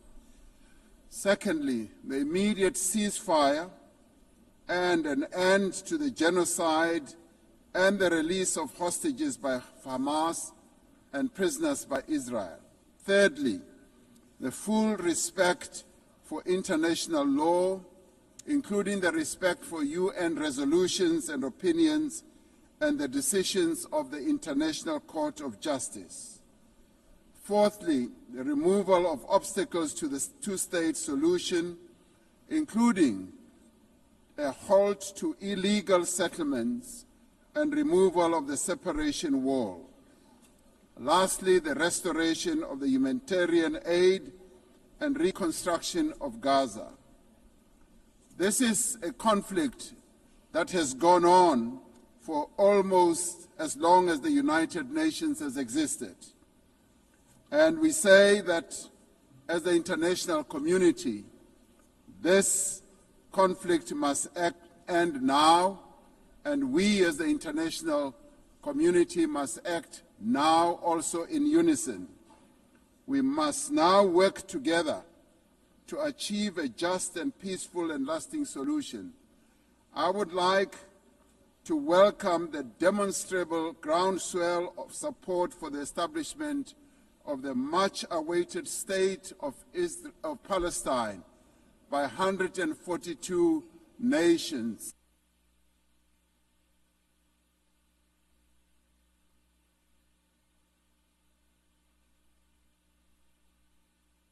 The speaker's microphone has been cut off.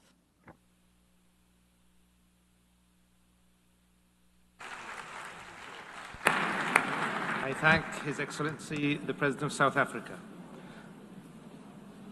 والآن أعطي الكلمة لفخامة رئيس أنغولا. President of Angola.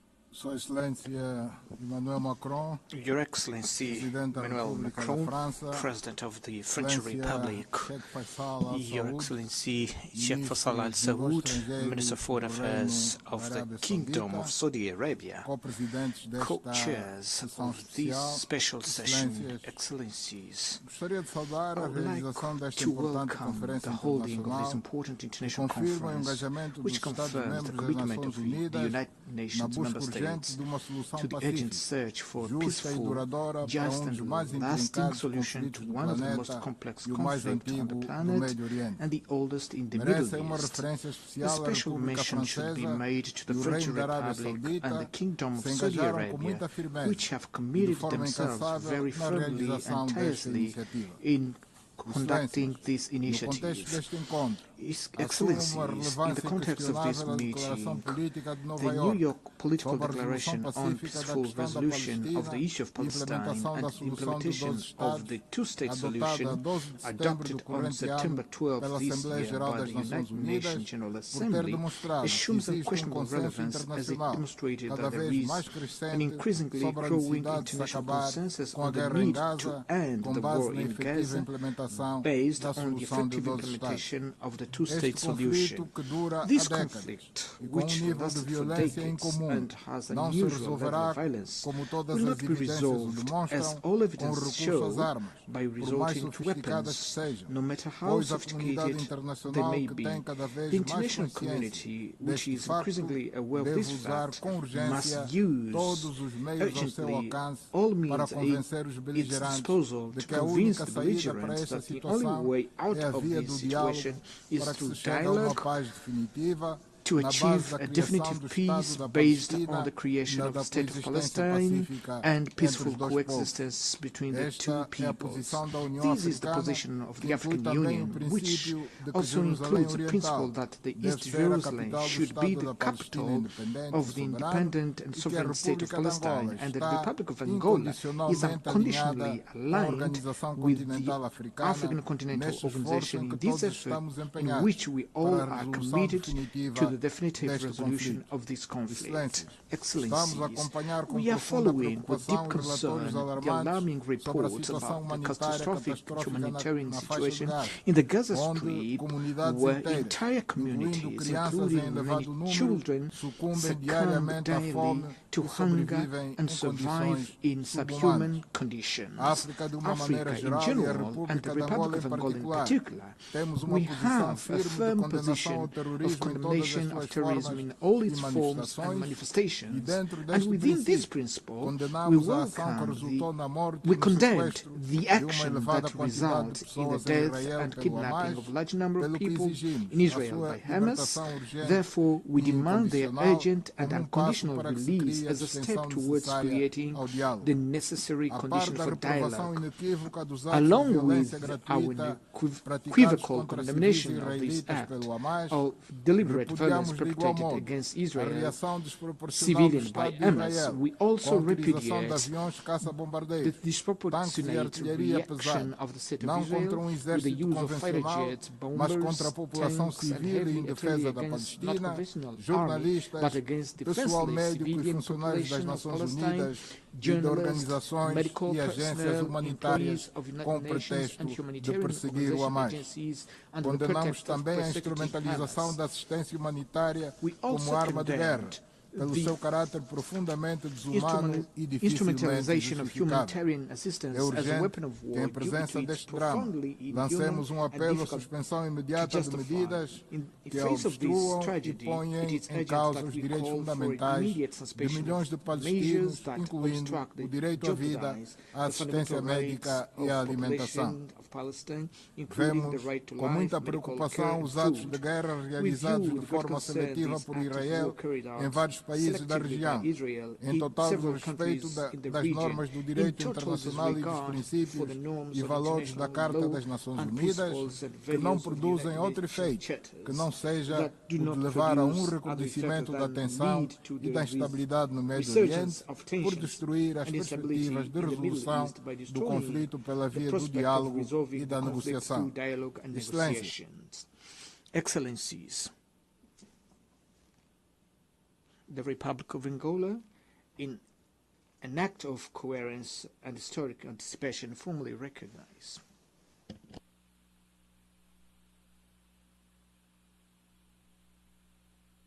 The speaker's microphone has been cut off.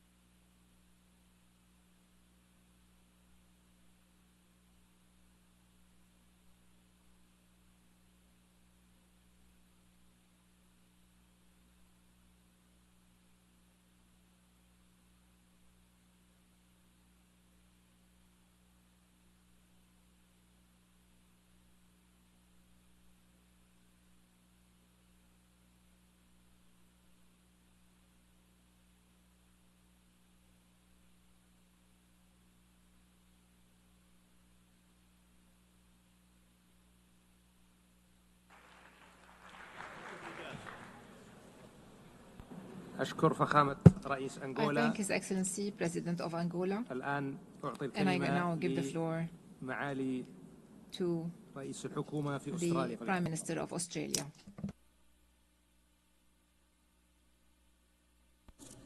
President Macron, Your Royal Highness, Secretary-General, colleagues. In 1947, Australia was proud to be the first member of the United Nations to vote for the plan that made the modern State of Israel possible. But that plan always encompassed two states, a State of Israel and a State of Palestine, living side by side within internationally recognised borders, recognising each other's right to live in peace and security. 8 decades ago, those hopes were consumed by conflict, and that has been the grim pattern over the years. Opportunities not taken, compromises rejected, good faith betrayed, a cycle of violence that has crushed generations.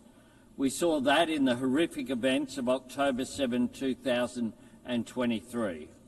Hamas terrorists descending on a festival promoting friends, love and infinite freedom to perpetrate atrocities. One Australian, Galit Carbone, was among those killed. Australia embraces all who carry the weight of grief. We repeat our call for the hostages to be returned immediately and with dignity. And we stand with Jewish people everywhere who feel the cold shadow of history's darkest chapter in any act of anti-Semitism. Throughout this conflict, Australia has supported calls for a ceasefire because every innocent life matters. Every Israeli life, every Palestinian life. Right now, Gaza is in the grip of a humanitarian catastrophe, and the Israeli government must accept its share of responsibility. Tens of thousands of civilians have been killed. Desperate people, including children, denied vital aid. Aid workers killed, including Australian Zomi Frankham. Journalists killed trying to bring the truth to light. This comes alongside the continued illegal expansion of settlements on the West Bank and an increase in settler violence. Threats to annex parts of Palestine and permanently displace the Palestinian people. Such conduct risks putting a two-state solution beyond reach. That is where the current road leads. We must choose a different path. We must break this cycle of violence and build something better. Yesterday, Australia recognised the State of Palestine.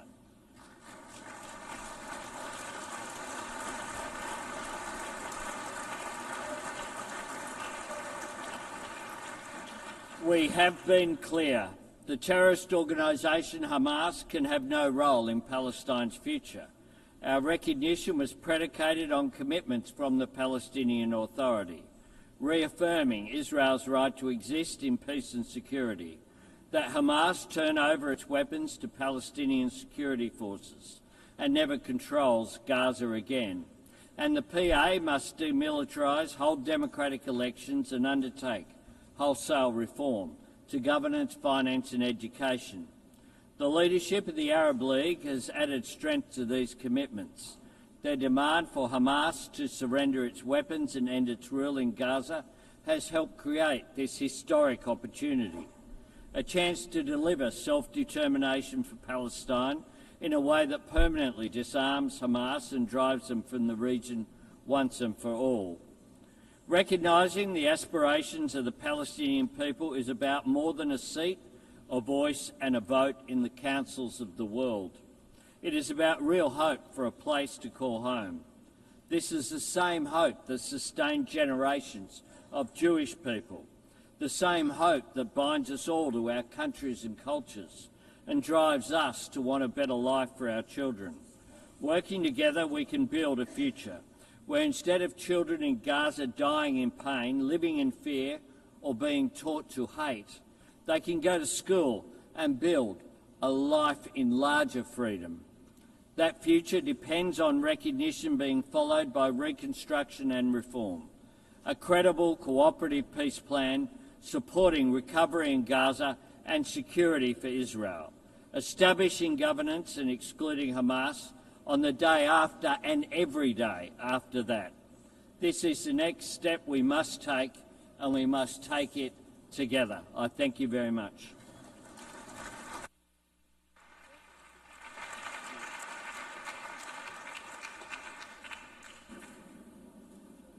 أشكر دولته على مداخلته. I would like to thank الآن أعطي الكلمة لدولة رئيس الوزراء في جمهورية مصر العربية فليتفضل. The Prime Minister of Egypt.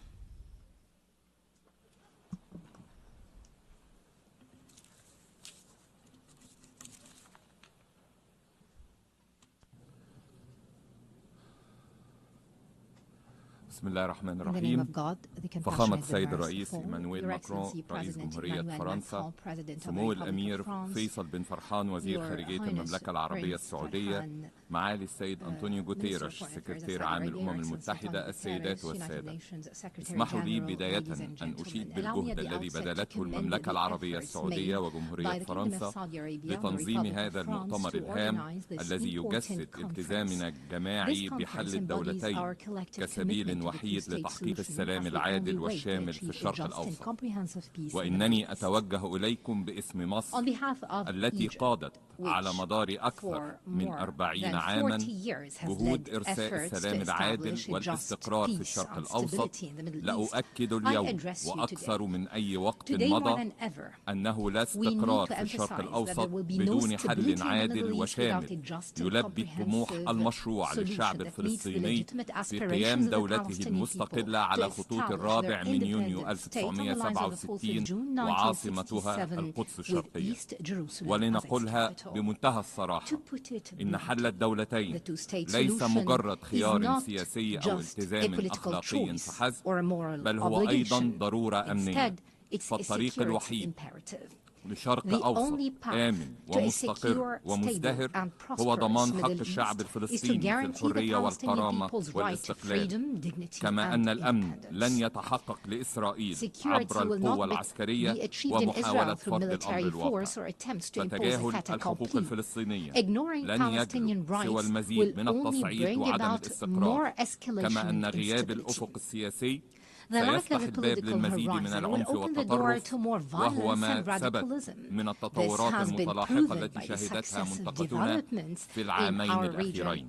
ويهمني أن أؤكد هنا إدانة مصر الكاملة للعدوان الإسرائيلي المستمر على الأراضي الفلسطينية وفي مختلف أنحاء المنطقة، وصولا إلى السابقة الخطيرة لقصف دولة قطر الشقيقة التي تشارك مع مصر في جهود الوساطة لإنهاء العدوان على قطاع غزة واستعادة الاستقرار. السيدات والسادة، إن اعتماد الجمعية العمومية الجمعية العامة للإعلان نيويورك يمثل لحظة تاريخية لتجديد التزام المجتمع الدولي بالعمل على تلبية حق الشعب الفلسطيني في الحصول على دولته المستقلة.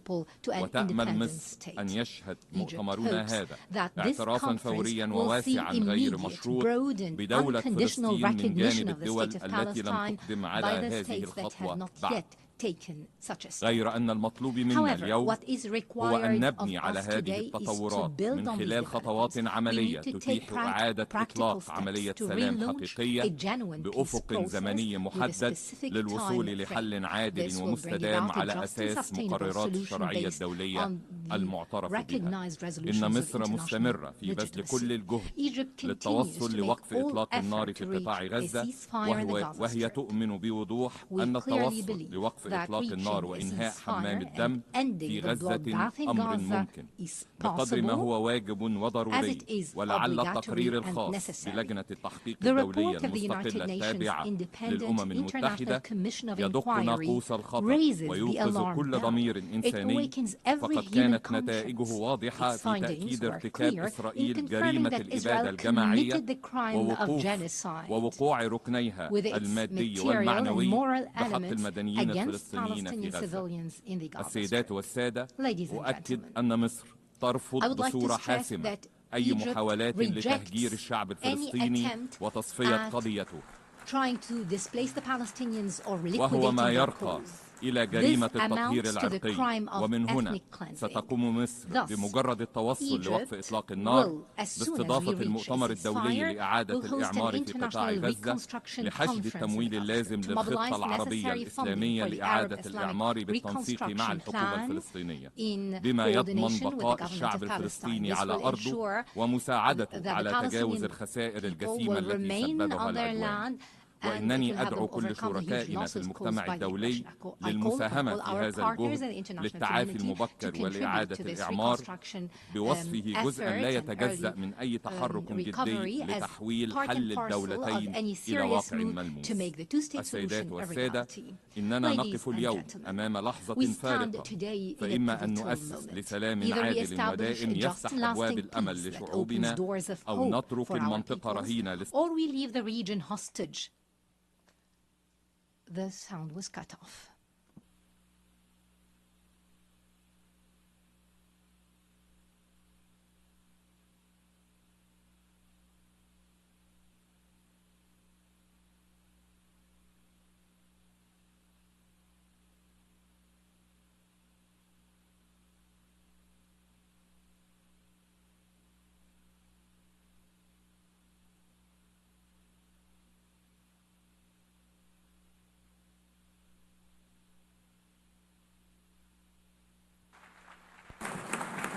أشكر دولته I would like to thank على His Excellency كلمته the Prime والآن Minister أعطي for his الكلمة statement and give the floor to لرئيس حكومة أسبانيا.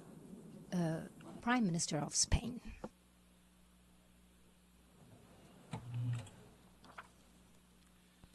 Excelencias, si el reconocimiento del Estado de Palestina es urgente, lo es aún más que exista un pueblo palestino en el Estado que pretendemos reconocer. Lamentablemente, el pueblo palestino está siendo aniquilado. Por eso, en nombre de la razón, en nombre del derecho internacional y en nombre de la dignidad humana, tenemos que parar esta matanza ya. En este preciso momento, las bombas siguen cayendo indiscriminadamente sobre la población gazatí y el hambre mata a mujeres, ancianos y a niños. Hoy damos un paso crucial al reivindicar la solución de los dos estados en esta conferencia. Pero seamos claros, no hay una solución posible cuando la población de uno de esos dos estados es víctima de un genocidio. Todos sabemos que la única esperanza de los civiles en Gaza es saber que el mundo no les olvida. Y esta conferencia alimenta esa esperanza. Es un acto de rebeldía moral ante la indiferencia y ante el olvido. Por tanto, hagamos de ella también un compromiso colectivo para frenar la barbarie y abrir un camino de paz. Excelencias, esta conferencia marca un hito trascendental, pero no es el final del camino, solo debe ser el principio. Por eso quiero hacer dos propuestas. La primera es que el Estado de Palestina debe ser miembro de pleno derecho en Naciones Unidas. Se debe completar lo antes posible el procedimiento de ingreso del Estado de Palestina en esta organización en pie de igualdad con el resto de Estados. Y en segundo lugar, tenemos que adoptar con carácter inmediato medidas para frenar la barbarie y hacer posible la paz. España Spain, of course, will adopt a plan with measures to halt the genocide in Gaza. We will continue to take brave measures, shoulder to shoulder, with anyone who wishes to join us, because Gaza needs it. Excellencies, history will judge us, and its verdict will be brutal with those that perpetrated this slaughter and with those who remain silent or turned a blind eye. We need to take a step forward so that reason can prevail, for diplomacy, for the respect for international law, for IHL, for common sense, and the most basic values that we hold as humankind. Let us make the 22nd of September the day that we remember as the first major step forward. Today, more than ever before, we cannot be indifferent to injustice. Thank you. أشكر دولته على مداخلته والآن أعطي الكلمة. I thank the President of the Government of Spain for his statement, and I give the floor to the Prime Minister of Canada.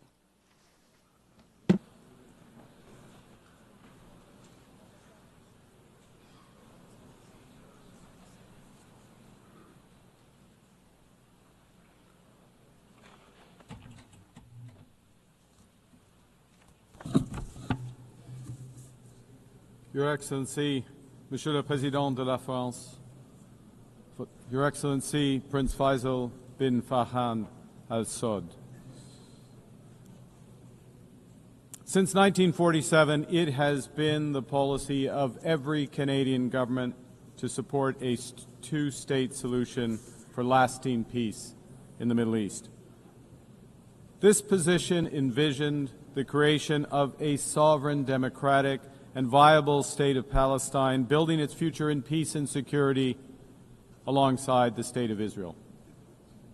Over many decades, Canada's commitment to this goal was premised on the expectation that this outcome would be eventually achieved as part of a negotiated settlement. Regrettably, this possibility has been steadily and gravely eroded, including by the pervasive threat of Hamas terrorism to Israel and its people, culminating in the heinous attack of October 7th.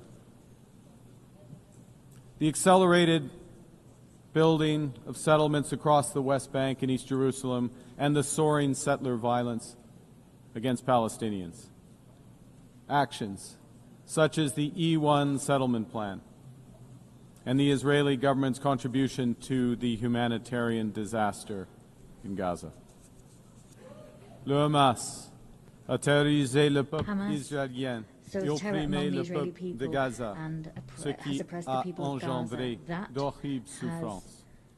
Le Hamas doit impérativement libérer tous les otages, se désarmer complètement et ne jouer aucun rôle dans la gouvernance future de la Palestine. Hamas has stolen from the Palestinian people, chased them and cheated them from their life and liberty, and it can in no way dictate their future.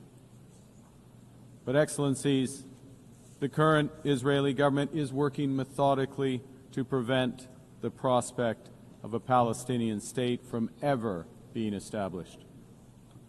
Il poursuit sans relâche l'expansion des colonies and tirelessly continues settlement expansion in the West Bank. That is illegal under international law. Sa constante agression contre Gaza a fait des dizaines de milliers de morts civiles, forcé le déplacement de plus d'1 million de personnes et causé une famine devastatrice.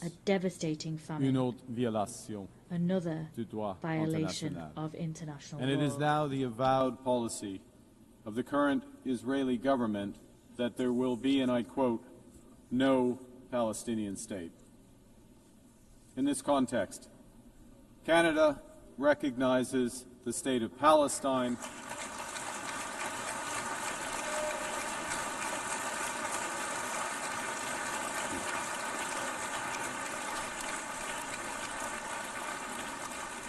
and we offer our full partnership in building the promise of a peaceful future for both the state of Palestine and the state of Israel. Excellencies, Canada is under no illusions that this recognition is a panacea.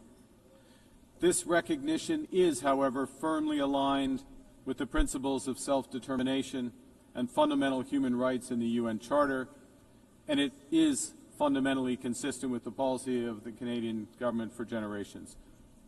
We take this action as part of a coordinated effort led by France and Saudi Arabia, a coordinated effort to provide the possibility of peace and a two-state solution.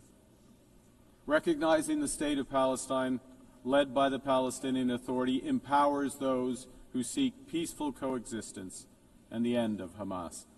It doesn't legitimize terrorism.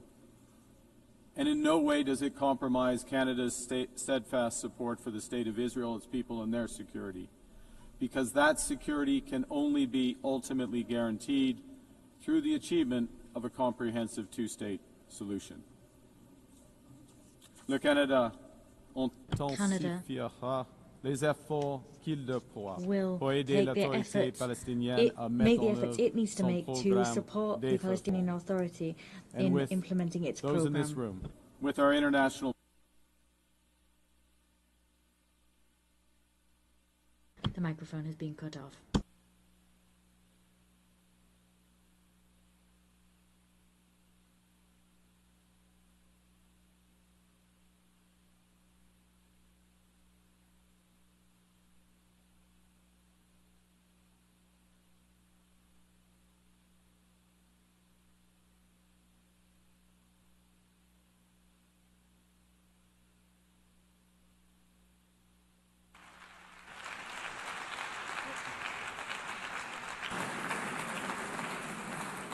I thank the Prime Minister of Canada for his statement. I give the floor to the Prime Minister of Ireland.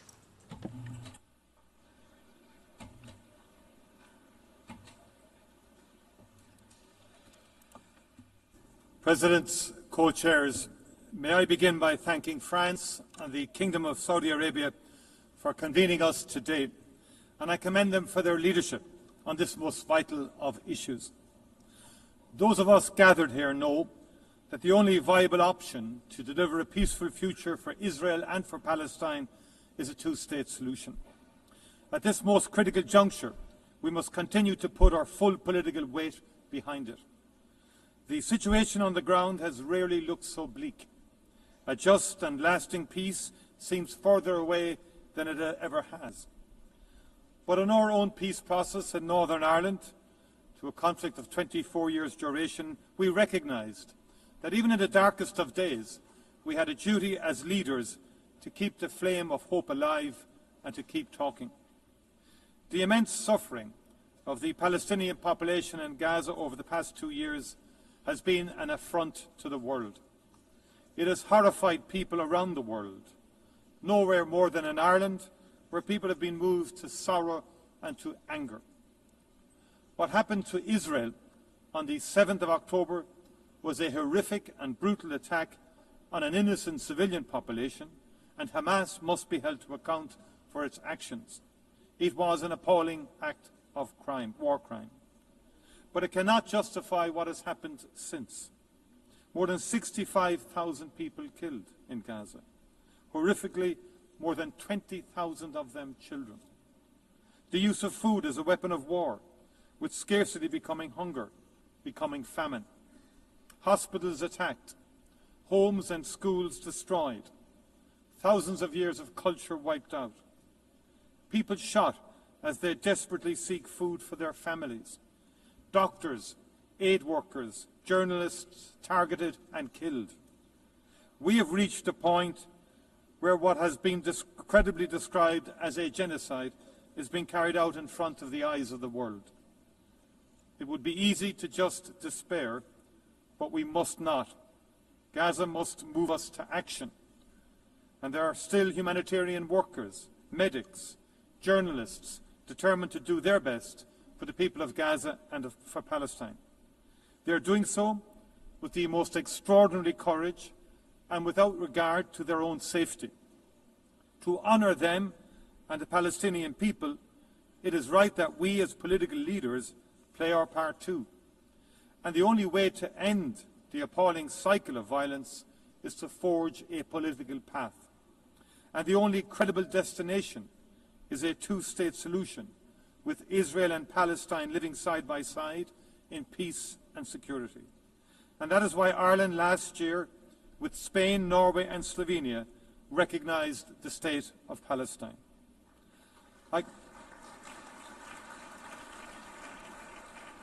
I commend those who have taken the decision to recognise the state of Palestine this week, and I strongly urge those who have yet to do so to give it serious consideration. We know that there are people, including in the Israeli government, who are working daily to make that outcome impossible.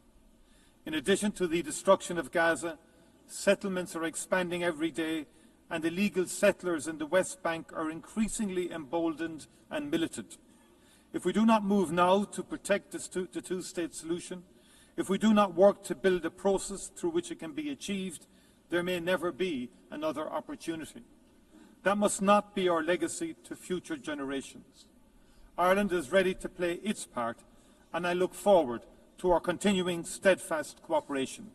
Thank you very much indeed.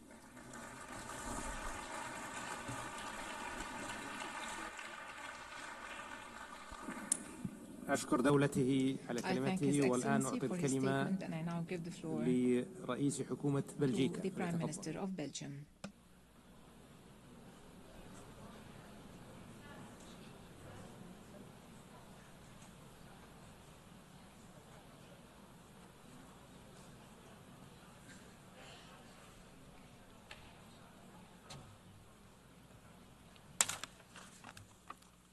Dear Secretary General, dear Excellencies, ladies and gentlemen, Belgium has always defended the two-state solution and is today reaffirming once again this position by having joined the co-signatories of the New York Declaration.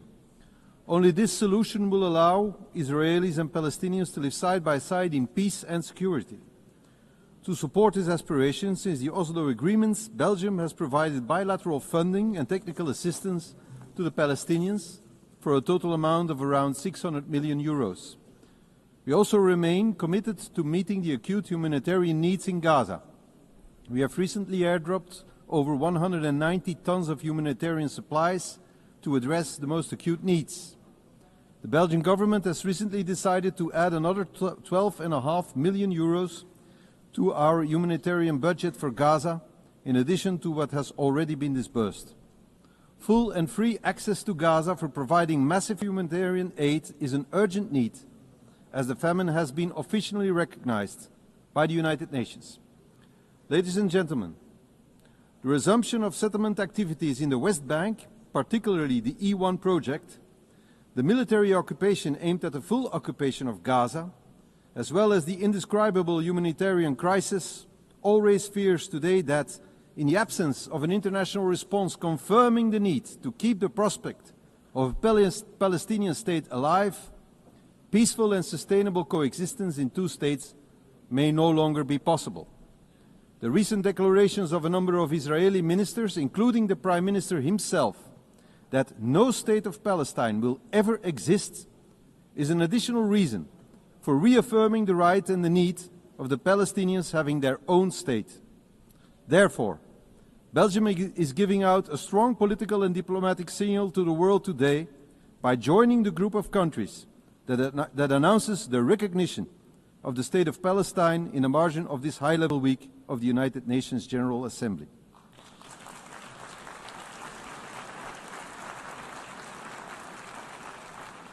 We are thus joining the initiative of France and the Kingdom of Saudi Arabia, as advocated in the resolution adopted by the Belgian Parliament. Through this initiative, we continue to support international law, particularly the right to self-determination of peoples. Let me be clear, however, this step cannot be a reward for Hamas. Conscious of the trauma suffered after the Hamas terrorist attack on October 7, 2023, Belgium will proceed to the legal recognition of the State of Palestine once all hostages have been released and all terrorist organizations, such as Hamas, have been removed from the governance of Palestine.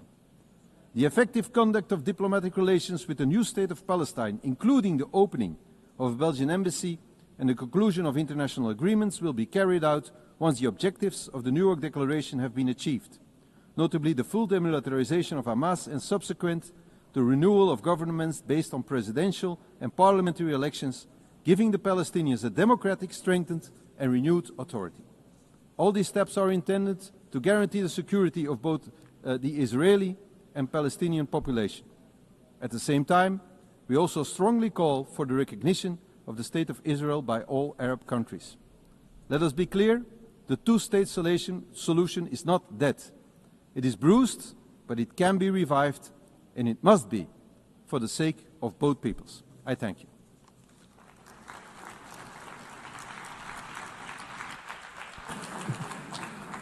نشكر دولته والآن أعطي We thank His الكلمة Excellency, and I now give the floor لرئيس to الحكومة His النرويج Excellency, فليتفضل. Prime Minister of Norway.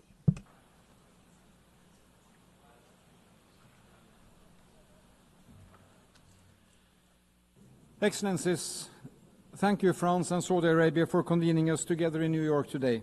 I would also like to salute the President of the State of Palestine, Mahmoud Abbas. I find it an illustration of deep injustice that he was denied entry to be with us today. But his address was reasonable and dignified. Thank you, Mr. President.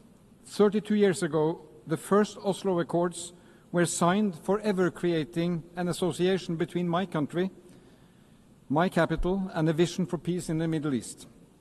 Ever since, we have worked for one end: peace, security, and dignity for the Palestinians and the Israelis, living side by side in two sovereign states, enjoying the rights and obligations that follow from the Charter of the United Nations. I have followed this closely, now as Prime Minister, previously as Foreign Minister, and also as Secretary General of the Norwegian Red Cross.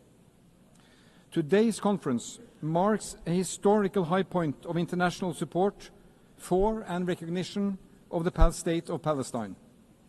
At the same time, the situation on the ground is perhaps the furthest we have been from its realization.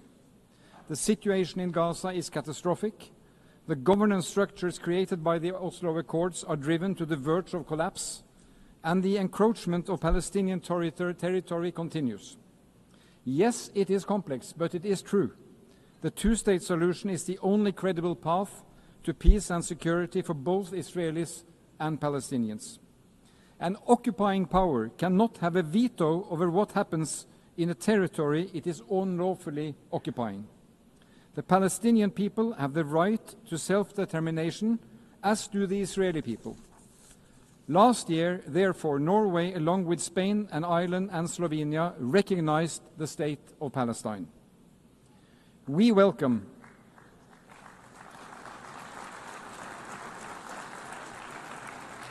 the recognitions announced this week and last year and today. Merci, Monsieur le Président, pour la décision de la France. And thank you. It sends an important signal underlying the urgent need to stop the violence, improve access to humanitarian assistance, release the hostages, and pave the way for a lasting solution based on the fundamental principles of the Charter of the United Nations. Only last week, this Assembly approved a roadmap of concrete actions to this end, and in July, a broad majority voted the New York Declaration. But friends, there will be no state of Palestine or a body to govern Gaza the day after without functioning Palestinian authorities. Preserving and reforming the institutions that we together have invested in and helped build over the last 3 decades is critical. It is critical for the well-being of the Palestinian population and its desperate hour. And it is critical for peace and security also for Israel. The alternative is chaos or worse. It is the strongest rejection we can come up with of Hamas and terrorism to recognize a Palestinian state under the Charter of the United Nations. Norway will continue to support the Palestinian government, including through emergency funds we are mobilizing with other donors. And we continue to call on Israel to release the tax revenues owed to Palestine.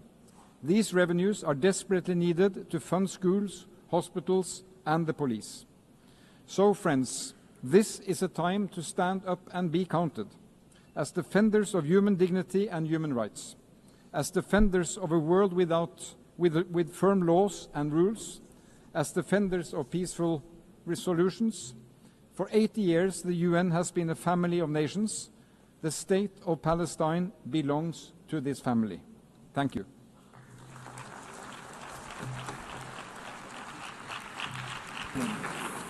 أشكر دولته على كلمته والآن أعطي الكلمة لدولة رئيس الوزراء في لوكسمبورغ. Prime Minister of Luxembourg.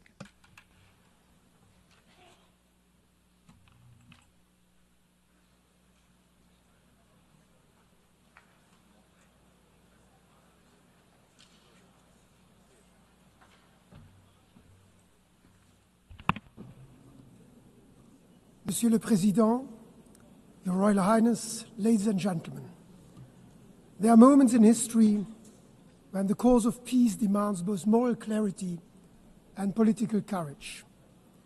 8 years ago was such a moment. The founding of the United Nations was an act of courage, guided by a clear vision of a world based on universal values and principles of peace, freedom, and justice. Today, again, is such a moment in history.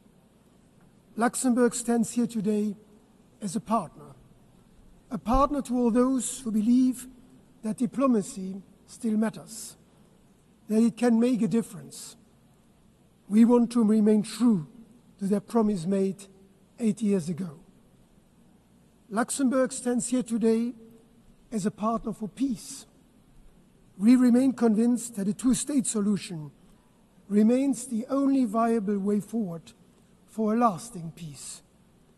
Our goal is a safe and secure state of Israel living side by side with a safe and secure state of Palestine. Rarely has the prospect of a two-state solution felt more distant than today, and yet never has the international will to achieve it been more unified.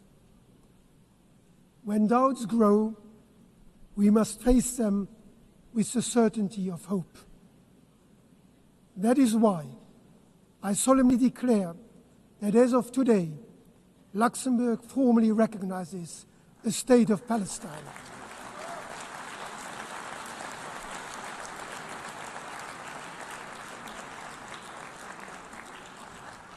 Recognition is not the end of a process. It is the beginning of a renewed commitment to hope, a commitment to diplomacy, to dialogue, to coexistence, and a two-state solution. To the idea, fragile but still possible, that peace can prevail. We take this step fully aware of its great symbolic weight. It is our contribution to a political process, one that we hope will revive the prospect of a negotiated two-state solution, grounded in the legitimate aspirations of both Palestinians and Israelis.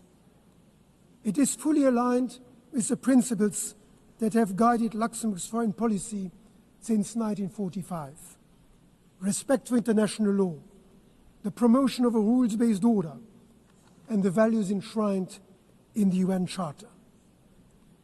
And let me be clear, this is not a decision against Israel or its people, a people with which my country shares strong historic ties, and whose right to live in peace and security we have been fully upholding since 1948. Luxembourg has been and will remain a friend of the people of Israel and Jews around the world. And with the same clarity, let me say that this is not a decision to reward violence or endorse any actor who undermines peace. Luxembourg condemns, in the strongest possible terms, the atrocities of October 7, and we call for the immediate and unconditional release of all hostages. And in line with the New York Declaration, we expect the Palestinian leadership to live up to the responsibilities of statehood. The road ahead will not be easy. We do not claim this recognition alone will change the course of the conflict, but we hope it will contribute to restoring momentum to the political horizon that has been lost. Peace is not simply declared. real peace, lasting peace is built step by step, brick upon brick. Let this recognition be a message to grieving families, to hopeful children, and to all those who have not yet given up. Thank you.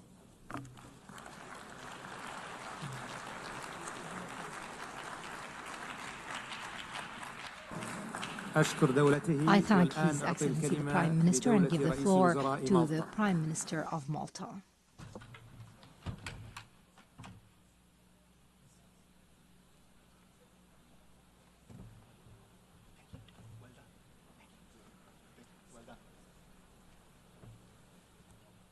Excellencies, dear friends, let me begin by stating clearly and unequivocally that the Republic of Malta is proud to confirm our official recognition of Palestinian statehood.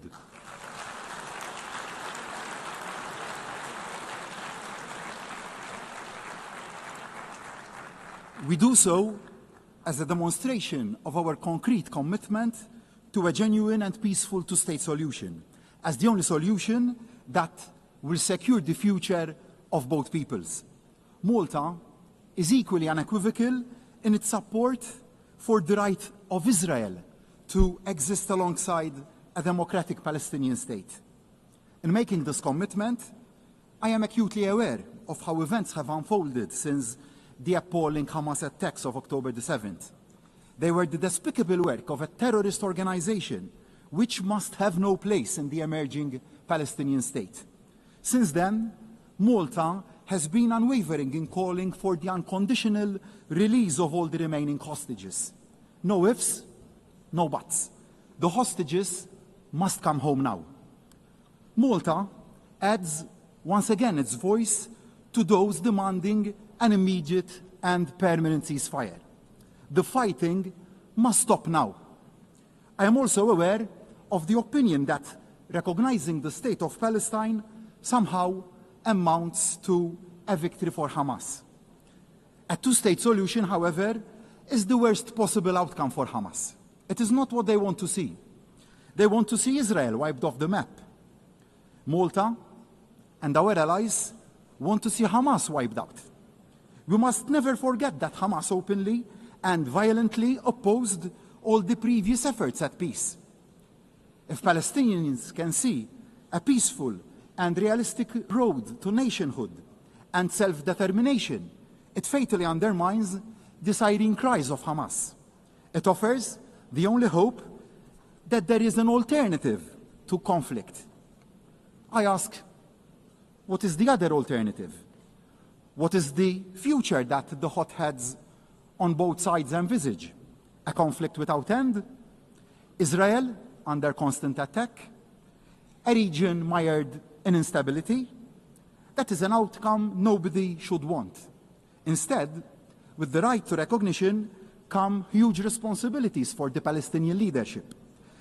There must be absolute adherence from the outset to non-violence, and mutual recognition.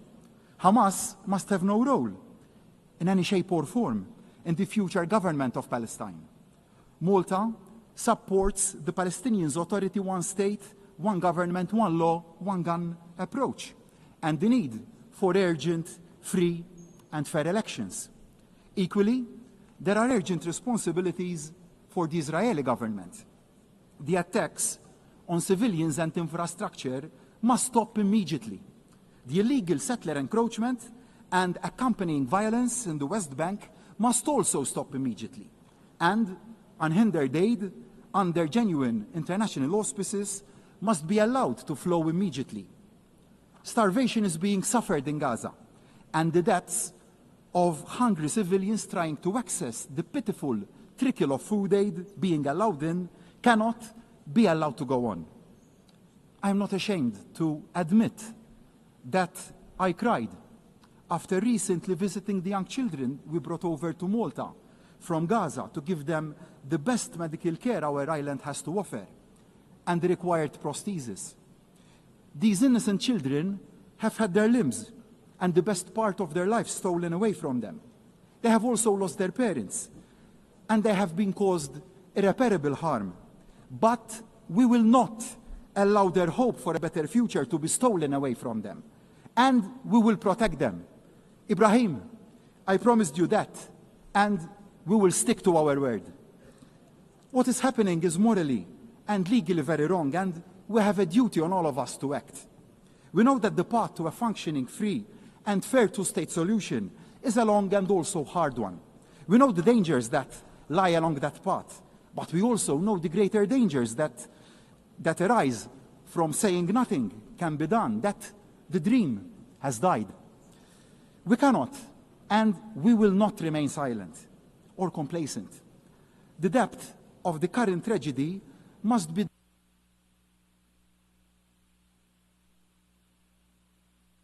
The speaker's microphone has been cut off.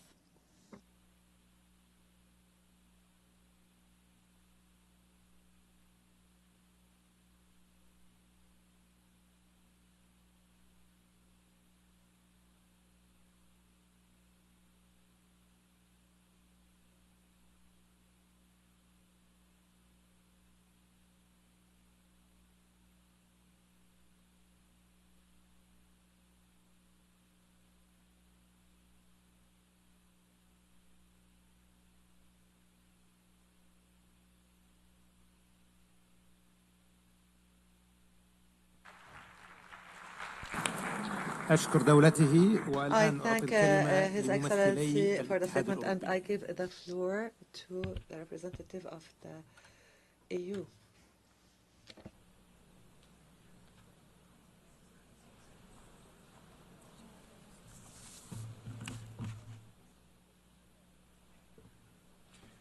Monsieur le Président, Altesse Royale, Excellences, je veux remercier l'initiative de la France et d'Arabie Saoudite de nous réunir à un moment critique pour la paix au Moyen-Orient. La région a connu trop de guerres, trop de violence, trop de terrorisme, trop de morts. Aujourd'hui, à Gaza, nous sommes devant une catastrophe humanitaire qui défie des villes rasées, des familles brisées, la famine utilisée comme arme de guerre. Famine used as a weapon of war. This disaster must end. The European Union once again calls for an immediate ceasefire, unfettered humanitarian access, and an end to insecurity. We want the immediate and unconditional release of all hostages. We condemn the military offensive underway in Gaza. We also firmly condemn the violent escalation in the West Bank. We call on Israel to put an end to the aforementioned operations, to stop the illegal settlements. Excellencies, today, thanks to the impetus provided by this conference, the state of Palestine has been recognized by the majority of EU member states. Nonetheless, we must be clear-eyed about the day after. There is no room for Hamas, for terrorism. There is no room for illegal settlements. There's no room for death of innocent civilians, nowhere, neither in Gaza nor in the West Bank, nor in East Jerusalem, nor in Israel. There's only one way forward, and that's the two-state solution. The state of Israel, secure and recognized by all members of this General Assembly, and the state of Palestine, democratic, independent, viable. Two states living side by side in peace. The time for peace has come, and we are duty-bound to live up to the times we face. I thank you.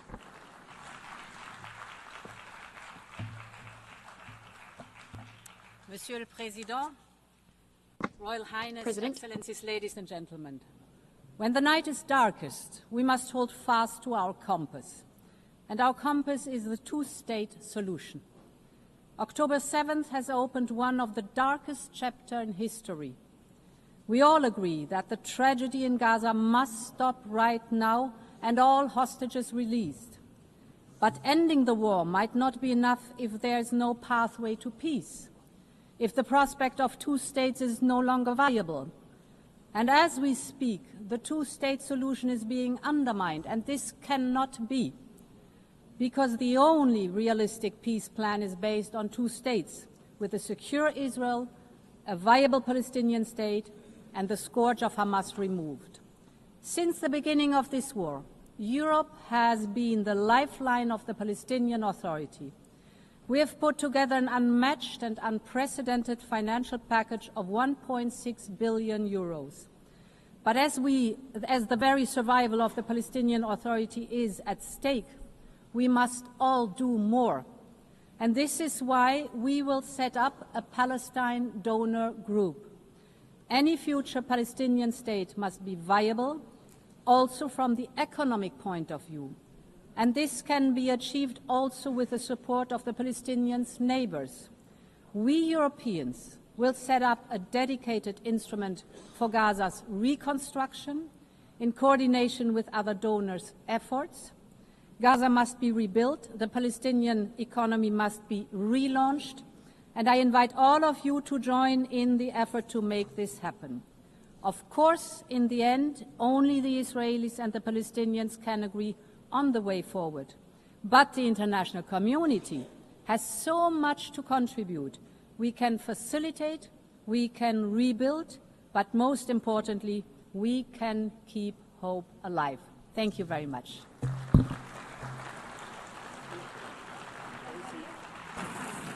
شكرا على المداخلة. I thank you for your statements.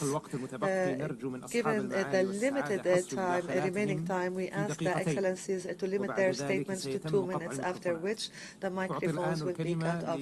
I give the floor now to the Minister of Foreign Affairs of Italy.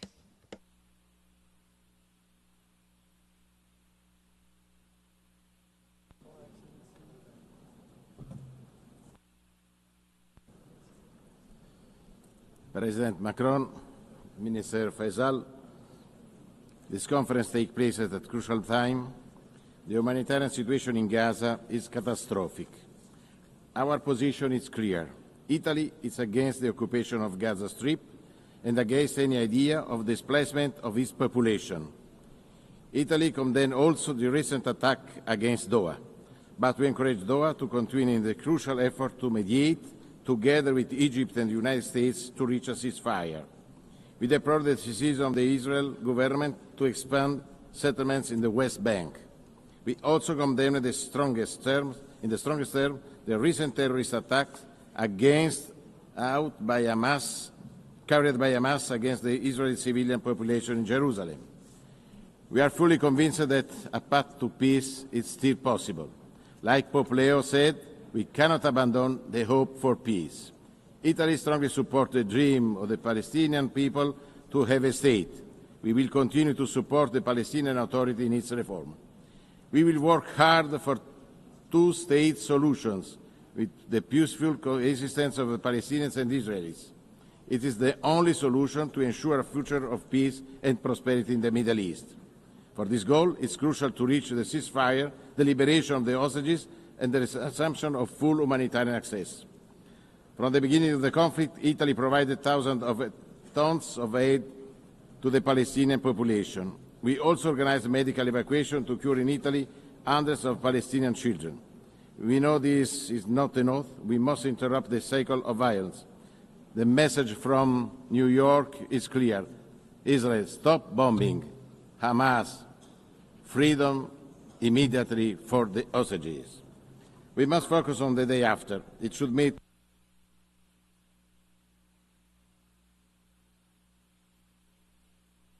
The microphone has been cut off.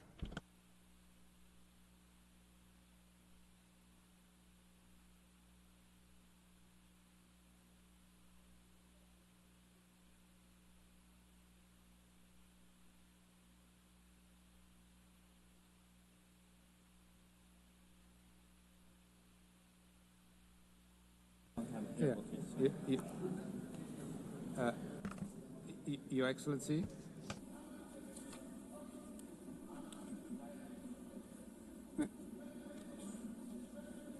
Minister.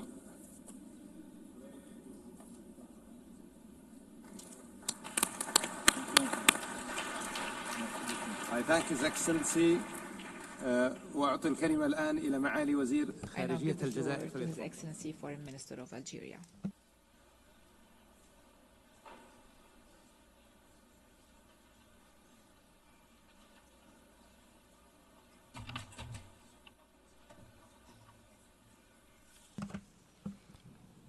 شكرا للرئاسة المشتركة. I thank the co-presidency of this conference. ترحب الجزائر باتئام مؤتمرنا هذا وهو ناتج عن إجماع دولي أصيل، وهذا الإجماع هو الضامن الرئيسي لتسوية عادلة ودائمة ونهائية للصراع الإسرائيلي الفلسطيني. وإن هذا الإجماع الدولي هو السد المنيع أمام السياسات الإسرائيلية التوسعية تحت غطاء خرافة إسرائيل الكبرى. وإن هذا الإجماع الدولي هو أبلغ رد على أوهام الاحتلال الإسرائيلي وظنونه بأنه يمتلك وحده سلطة نقض قيام الدولة الفلسطينية على أرض فلسطين. لقد آن أوان التحرك الفعلي لتجسيد هذا الإجماع وفرضه على مستويات عدة. المستوى الأول وهو مستوى توسيع قاعدة الاعترافات الرسمية بدولة فلسطين كواقع دولي لا مرد له. المستوى الثاني وهو مستوى تمكين الدولة الفلسطينية من العضوية الكاملة بمنظمة نهاته، وهي العضوية التي ما فتئ ينادي بها ويرافع من أجلها رئيس الجمهورية السيد عبد المجيد تبون من هذا المنبر الأممي. والمستوى الثالث وهو مستوى التصدي دبلوماسيا وقانونيا وسياسيا واقتصاديا لمخططات الاحتلال الرامية لضم الأراضي الفلسطينية وتهجير الشعب الفلسطيني من أرضه التاريخية.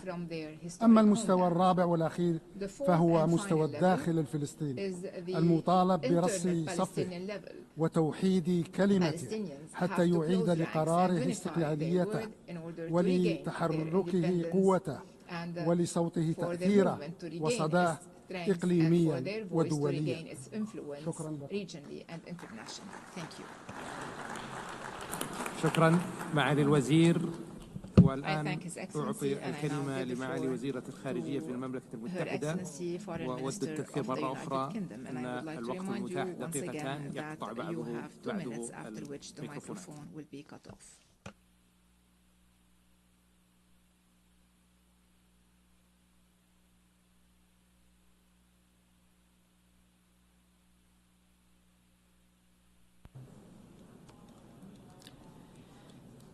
Thank you, Chair.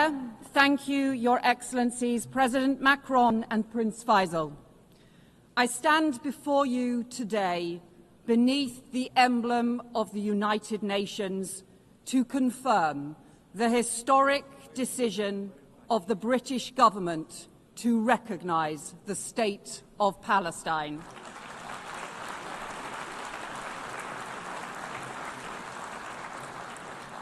This step, alongside friends and partners, reflects a long-standing truth that statehood is the inalienable right of the Palestinian people and that two states is the only path to security and lasting peace for Israelis and Palestinians alike.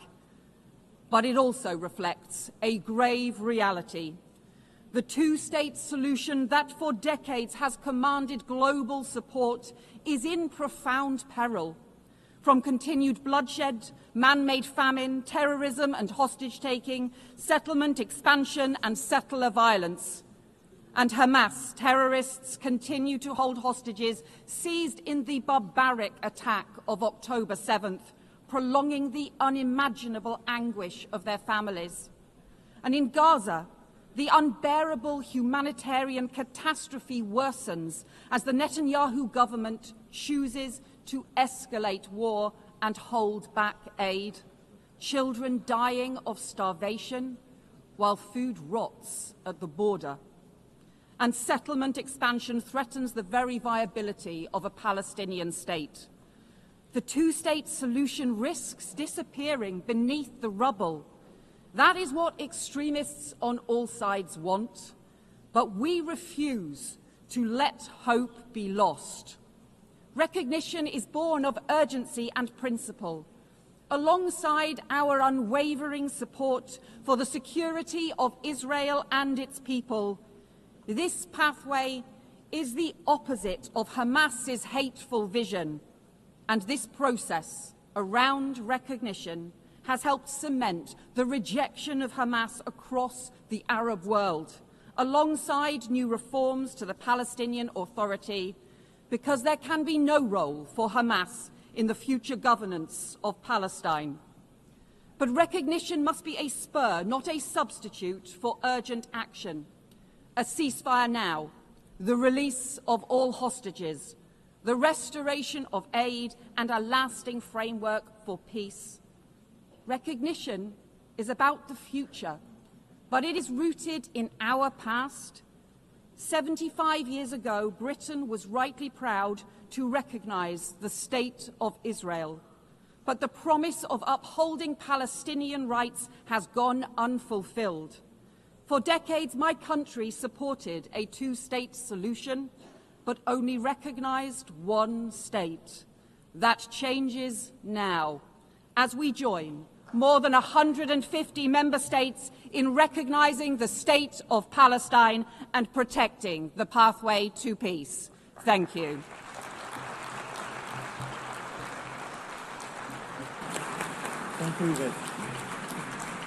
أشكر معاليها I وأعطي thank Her الكلمة الآن Excellency إلى and I معالي now وزيرة give the floor خارجية to المكسيك. the Foreign Minister of Mexico.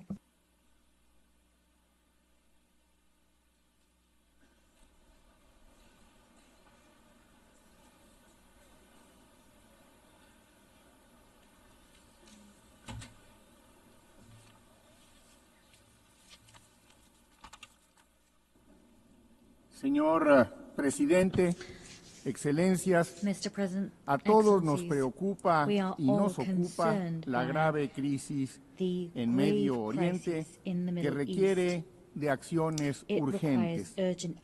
Desde nuestra reunión en julio pasado se ha confirmado declaratoria de hambruna en Gaza y la Comisión Internacional Independiente que investiga en el territorio palestino ocupado concluyó que se ha cometido genocidio en la Franja de Gaza. Urgen acciones colectivas que pongan fin a esta desgarradora guerra.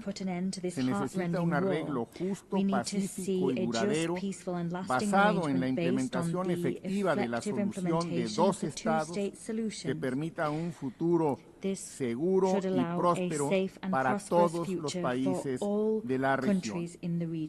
El respaldo de la Declaración de Nueva York por parte de la Asamblea General debe dar pie al establecimiento de los marcos políticos y de seguridad que puedan detener la crisis humanitaria, iniciar los trabajos de recuperación y reconstrucción y garantizar la seguridad a largo plazo de ambos estados. México reconoce las gestiones de todos los países mediadores para conseguir de inmediato un alto al fuego definitivo y la liberación de los rehenes y considera que una resolución justa, duradera y pacífica basada en el derecho internacional debe estar respaldada por narrativas que humanicen el problema, contrarresten la división y promuevan la aceptación del otro. Dicho The microphone has been cut off.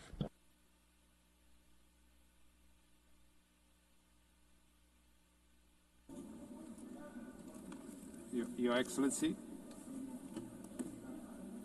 Mr. Minister, I would like to draw the attention of the Minister that his mic is no longer working.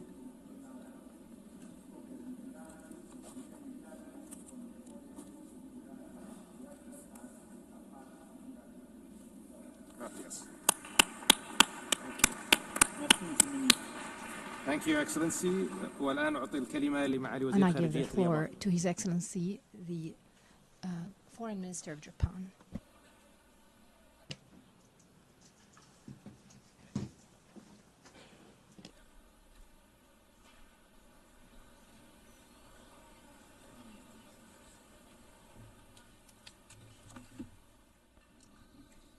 At the outset, I wish to express my profound respect and sincere appreciation to France and the Kingdom of Saudi Arabia for their leadership in convening this high-level conference.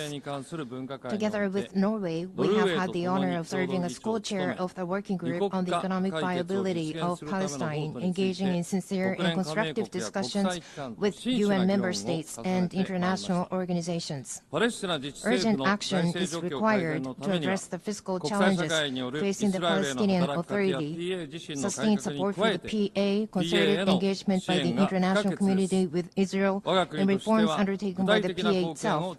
Japan continues to make tangible contributions, including recent financial assistance through the World Bank. Yet today, the situation has reached an extremely grave and alarming juncture that threatens the very foundation of a two-state solution. The sharp deterioration of the humanitarian crisis in Gaza, the expansion of settlement activities in the West Bank, and steps toward annexations are completely unacceptable. Japan strongly condemns these actions and calls on Israel to immediately cease all such unilateral measures. At the same time, Hamas must release all hostages and disarm. Japan has consistently supported a two-state solution. For my country, the issue of recognizing a Palestinian state is not a matter of if, but of when.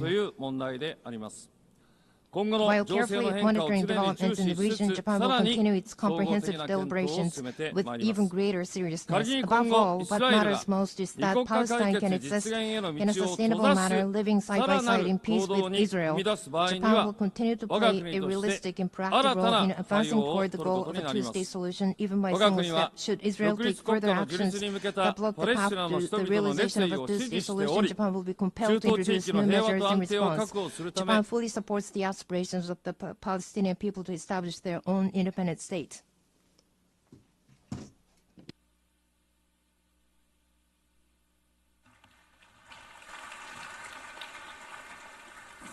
I would like to thank His Excellency and give the floor to His Excellency, the Foreign Minister of Andorra.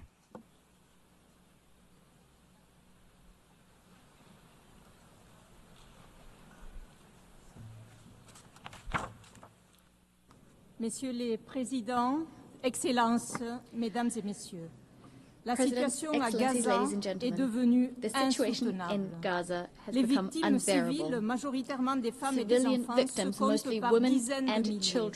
L'accès à l'aide humanitaire est gravement entravé, érigeant la faim en arme de guerre.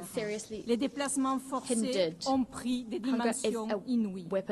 Face à cette tragédie humaine, nous réitérons notre appel à un cessez-le-feu immédiat et la nécessité de mettre fin de manière durable à ce terrible conflit. Un conflit dont la seule issue crédible, Mesdames et Messieurs, est la solution à deux États. Path out of this conflict, ladies and gentlemen, is the two-state solution. The 12th September vote did not leave a shadow of a doubt. This assembly, by an overwhelming majority, believes that the Palestinian people should live in peace and security within their own state, side by side with the state of Israel. With this widely shared assessment in mind, the government of Andorra approved the recognition of Palestine. Nous continuons à appeler avec force à la libération de tous les otages, au désarmement du Hamas, auteur des attaques atroces du 7 octobre 2023 et à l'avènement d'un État palestinien démilitarisé sous une autorité réformée qui exclut le Hamas.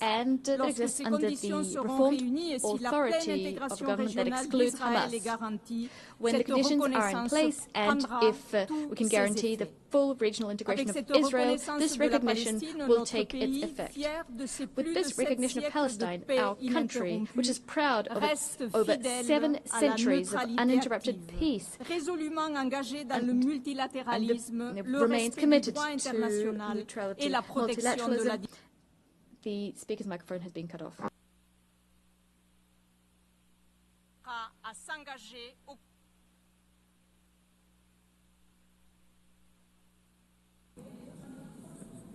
Your Excellency.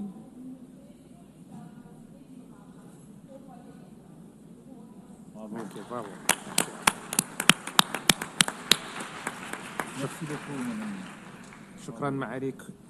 Thank you, Your Excellency. I give the floor now to the Deputy Prime Minister of Slovenia.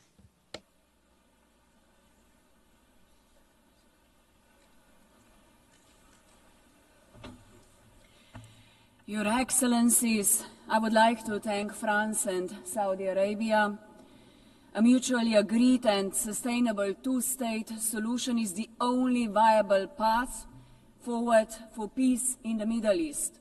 This cannot exist without a legitimate and capable Palestinian Authority, which requires reforms but also international support. We cannot allow the region to revert to an ineffective state that leaves a vacuum. It is for these reasons I signed a Memorandum of Understanding with Palestine last month. The horrifying images of starving children in Gaza are the outcome of deliberate choices. This is a man-made catastrophe. Gaza is enduring what international law defines as genocide. This demands clarity of words and urgency of action. When brute force replaces law, it will not bring security. It will bring instability and radicalization for generations. We insist that law must apply equally to the powerful as to the weak. Slovenia has acted. We recognize Palestine together with Ireland, Norway and Spain. We call for a permanent ceasefire, the release of all hostages and the protection of all civilians. We insist that humanitarian aid must flow into Gaza. We are at a turning point.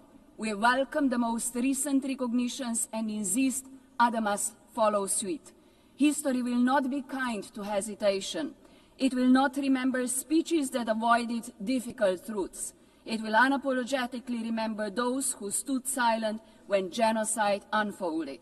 Let this conference be remembered not as another echo chamber, but as the place where the international community finally moved from words to consequences. And the speaker's microphone has been cut off.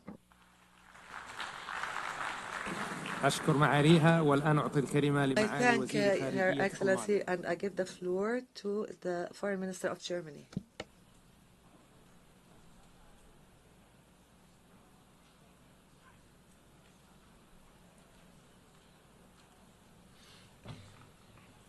Excellencies, ladies and gentlemen, across Gaza, people are living through hell on earth.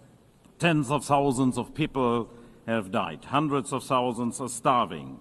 Colleagues, the horrendous terrorist attacks of October 7 and the most brutal war that followed have made it very clear. This decades-old conflict cannot be solved by terror, destruction and death. It can neither be won nor managed. It needs to be resolved. We are well aware that today a two-state solution appears more distant than ever. We are well aware that steps are being taken as we speak to bring it further out of reach. We are meeting today because we are convinced there can be a better future. An independent, democratic and viable Palestinian state existing side by side and in peace and in security with Israel. A negotiated two-state solution in accordance with international law, one to which no convincing alternative has been presented so far. Colleagues, to bring that future closer, Germany is guided by three principles. First, we do not and will not recognize any changes to the 1967 borders unless agreed upon both parties. Second, we consider Israeli settlements in the occupied territories unlawful and a serious obstacle to peace. And third, we respect the IGC's advisory opinion of 19th July 2024 and act in line with its stipulations. My country will always be deeply committed to Israel's existence, which is still being questioned by some. My country will always be committed to Israel's long-term security.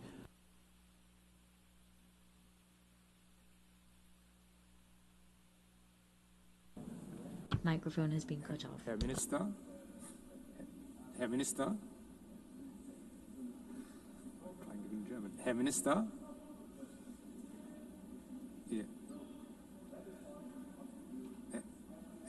Herr Minister, Ihr Mikrofon ist ausgeschaltet. Thank you. Thank you, Your Excellency. شكرا معالي الوزير والآن أعطي الكلمة لوزير خارجية الدنمارك. To the Foreign Minister of Denmark.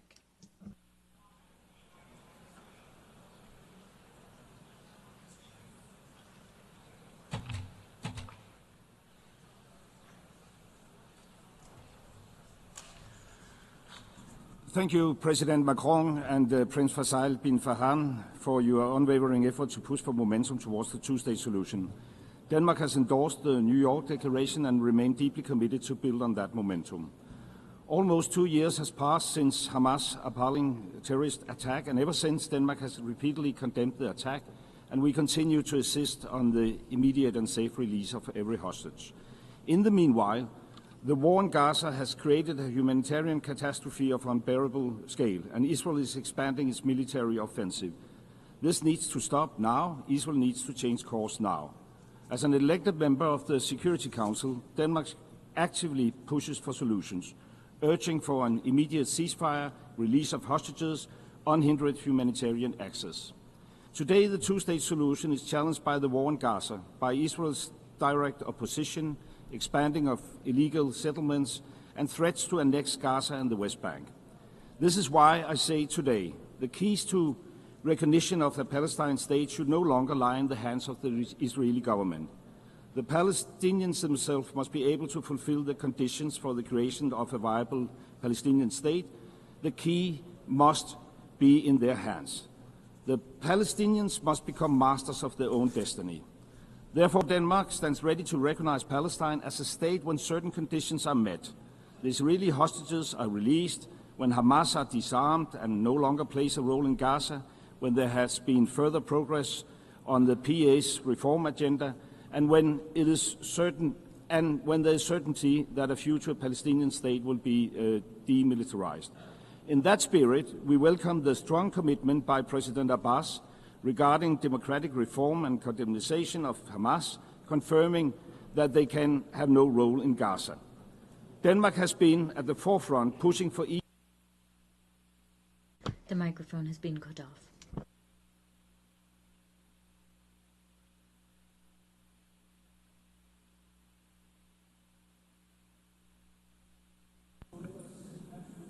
Your Excellency,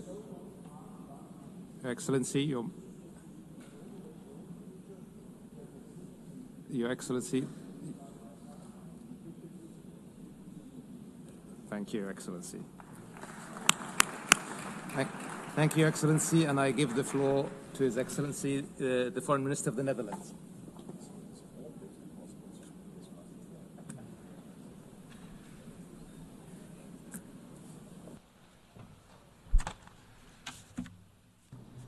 Your Excellencies, today we unite as international community to voice our support for the two-state solution.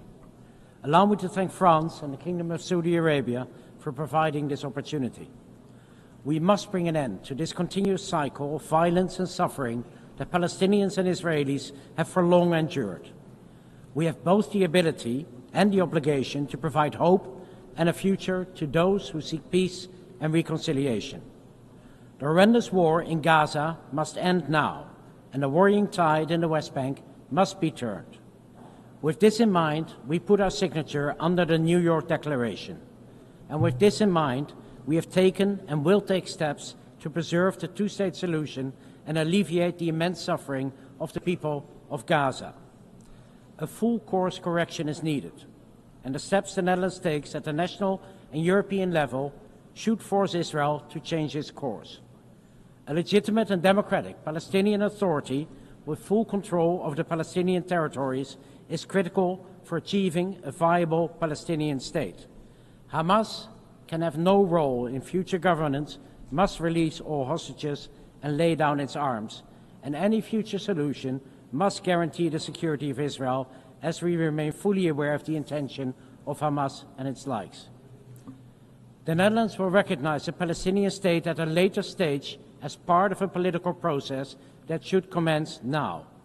In the meanwhile, we actively contribute, for example, through hosting the Global Alliance or through the Ad Hoc Liaison Committee, and all of the areas identified in the annex of the New York Declaration currently count on Dutch support. We must continue to build on the outcomes of this conference and maintain momentum. An independent Palestinian state alongside a secure Israel. The speaker's microphone is being put off. Thank you, Your Excellency. I now give the floor to His Excellency, Minister of State of Qatar.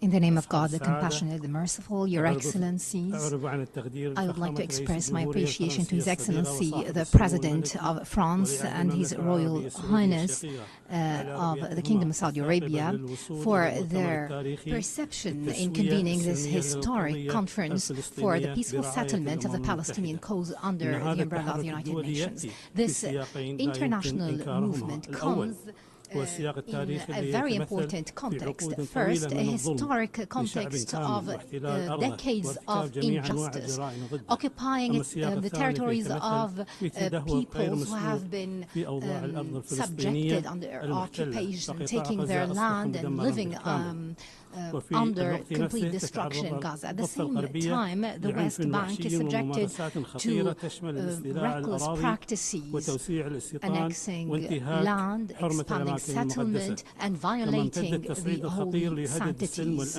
This is a dangerous threat to international peace and security and to the Middle East. This Israeli escalatory aggression came as a threat to so many countries in the region, including my country.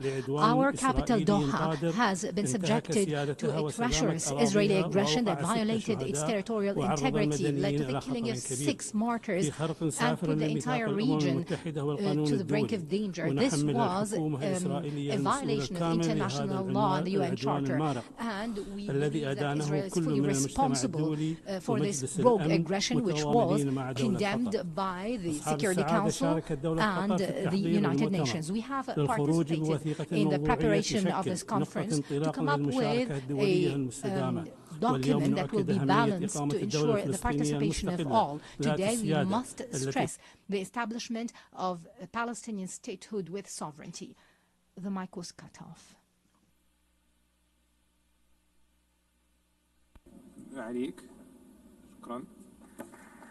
Thank you, Your Excellency.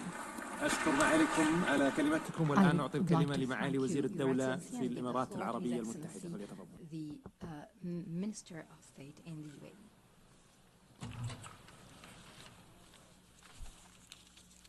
الرئيس إيمانويل ماكرون Your Excellency, سمو الأمير President Emmanuel Macron, سعود أصحاب السمو والمعالي والسعادة، يطيب لي في مستهل هذا البيان أن أتقدم بالشكر لكل من المملكة العربية السعودية والجمهورية الفرنسية على جهودهم الحثيثة في تنظيم هذا المؤتمر واعتماد إعلان نيويورك بأغلبية ساحقة بقرار من الجمعية العامة للأمم المتحدة وما يحويه من خارطة الطريق نحو تجسيد الدولة الفلسطينية المستقلة ذات السيادة تعيش بأمان وسلام إلى جانب دولة إسرائيل.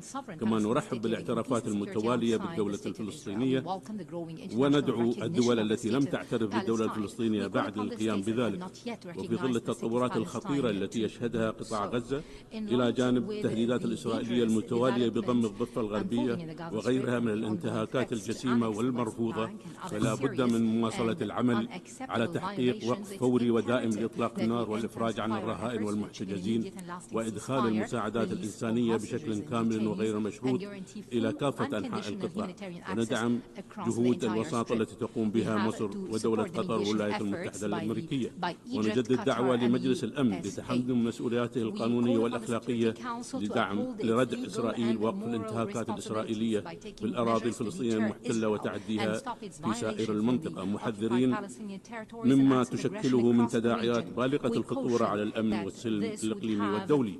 ولتحقيق السلام المستدام يجب خلق أفق سياسي واضح وخارطة طريق ملزمة للدولة الفلسطينية المستقلة وإصلاح وتمكين سلطة وطنية فلسطينية شرعية كفؤة تحصر السلاح بيدها وتلتزم بمكافحة التطرف والإرهاب. وفي الختام سيد الرئيس، دعونا نبني طريقا نحو السلام الدائم والعادل والشامل لتحقيق التطلعات التي تصبو إليها شعوب المنطقة. وشكرا. شكرا معاليكم. وأعطي الكلمة الآن Thank you, Your Excellency, and I give the floor to the Vice President of the Vice Prime Minister of Russia.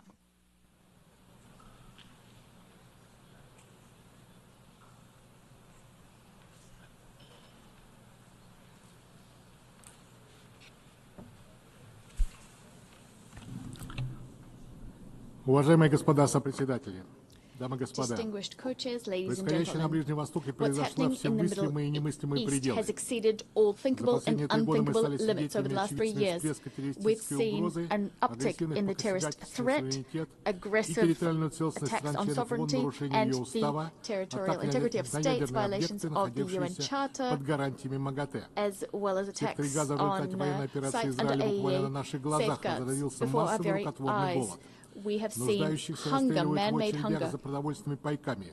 We're 50 тысяч детей seeing уже погибли, еще queues, порядка people 10 queuing тысяч for foodstuffs. несовершеннолетних страдают от 50,000 острого people, children have died, недоедания. and many children По are словам suffering from представителей malnutrition. гуманитарного крыла According ООН, to the городу Газа OCHA был вынесен representative, смертный приговор. the city of Gaza Реализация has заявленных been handed down представителями a израильского death руководства планов sentence. по аннексии большей The части Israeli leadership западного has берега и announced it застройки will be сектора annexing Е1 a будет large означать еще portion один of the West смертный приговор, Bank, на этот building раз up созданию E1, территориально that непрерывного sector, жизнеспособного and государства thus Палестина doing со a столицей в blow Восточном to Иерусалиме. the establishment of Сегодня a continuous палестинцы state of подвергаются не Palestine только with Jerusalem нечеловеческим as its страданиям, capital. но Palestinians being лишаются subjected достоинства и to надежды на лучшее unspeakable будущее. suffering, as well Особое as having сожаление their вызывает то, hopes for что a все, better кто future происходит в taken away 80-ю from them. годовщину Великой Победы And и this at окончания a Второй time мировой as войны, we, at a time when we создания commemorate ООН. the 80th В ходе anniversary of the первого end of раунда World War международной II and конференции в the поддержку establishment of the государственного UN. решения многие обещали признать Many государство Палестину. states Сегодня они promised the наконец recognition смогли of выполнить это Palestine some time обещание. ago, and today they Сделали made это good спустя on that без малого promise. They 80 did лет this после принятия 80 ключевого years решения after the adoption of a key резолюции decision, 181 Resolution Генассамблеи ООН с планом 181 of раздела the бывшей UNGA with the подмандатной partition территории Палестины plan на два of государства. former mandate Хотел бы Palestine напомнить, что into Россия, two states. I'd как like и to remind you подавляющее that большинство Russia, стран мира, much like the 149 overwhelming государств, majority of the давно world's признали states, законные права 149 палестинцев states, на long возвращение ago самоопределения recognized the и legitimate справедливые rights of чаяния на собственного Palestinians to государства. return to their Сделали own это, не state. дожидаясь And we did this нынешней without человеческой waiting трагедии и for чудовищной this current катастрофы. human tragedy.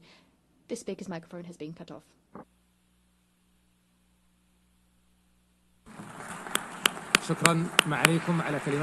I thank you, Your Excellency, for this statement, and I give the floor to His Excellency, the Secretary General of the League of Arab States.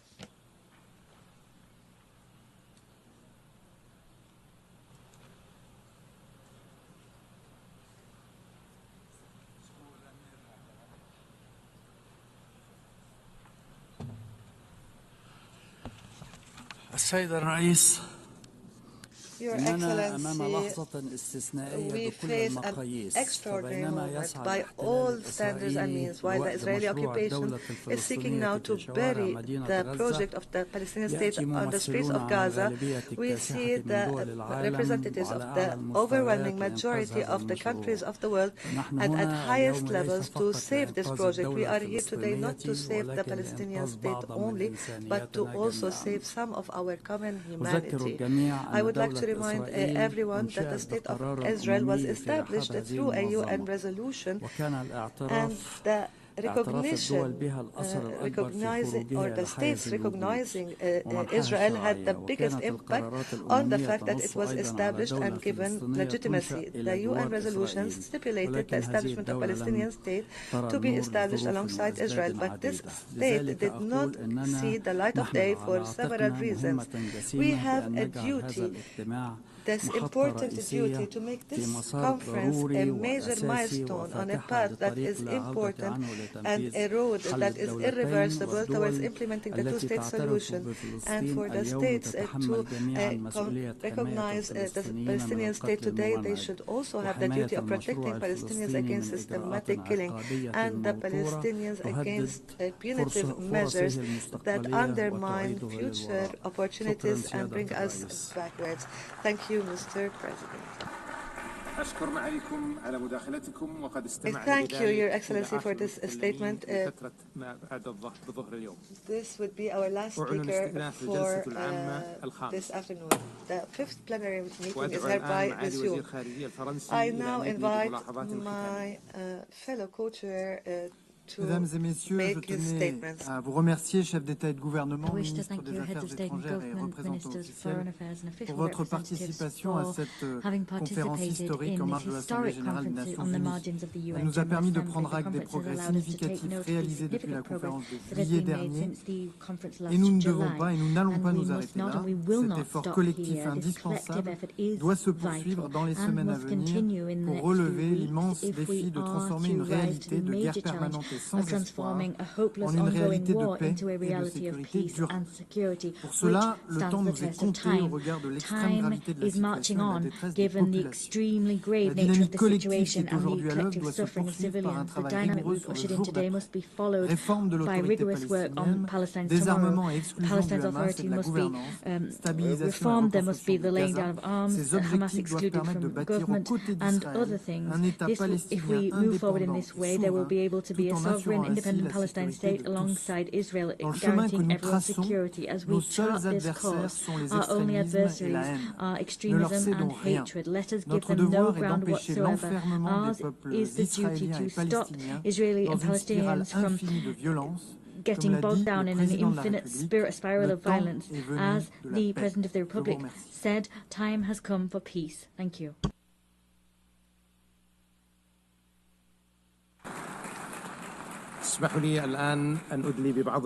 Allow me to make some concluding remarks. The Kingdom of Saudi Arabia expresses its appreciation to all countries that have announced their recognition of the State of Palestine and its deep appreciation of President Mahmoud Abbas for his unwavering commitment to peace. These recognitions today are not symbolic, but reflect a will and a responsibility in fulfilling the right of the Palestinian people to self-determination and decisive action towards ending occupation and make the two-state solution a reality that is irreversible. Based on what we have witnessed today and this growing consensus, international consensus, we will continue to work with all our partners in order to end the Israeli aggression and ensure accountability, achieve sustainable peace and prosperity for Palestinians and all the countries in the region. We also thank our partners, the Republic of France, for their constructive efforts and genuine efforts to support the peace of the path of peace.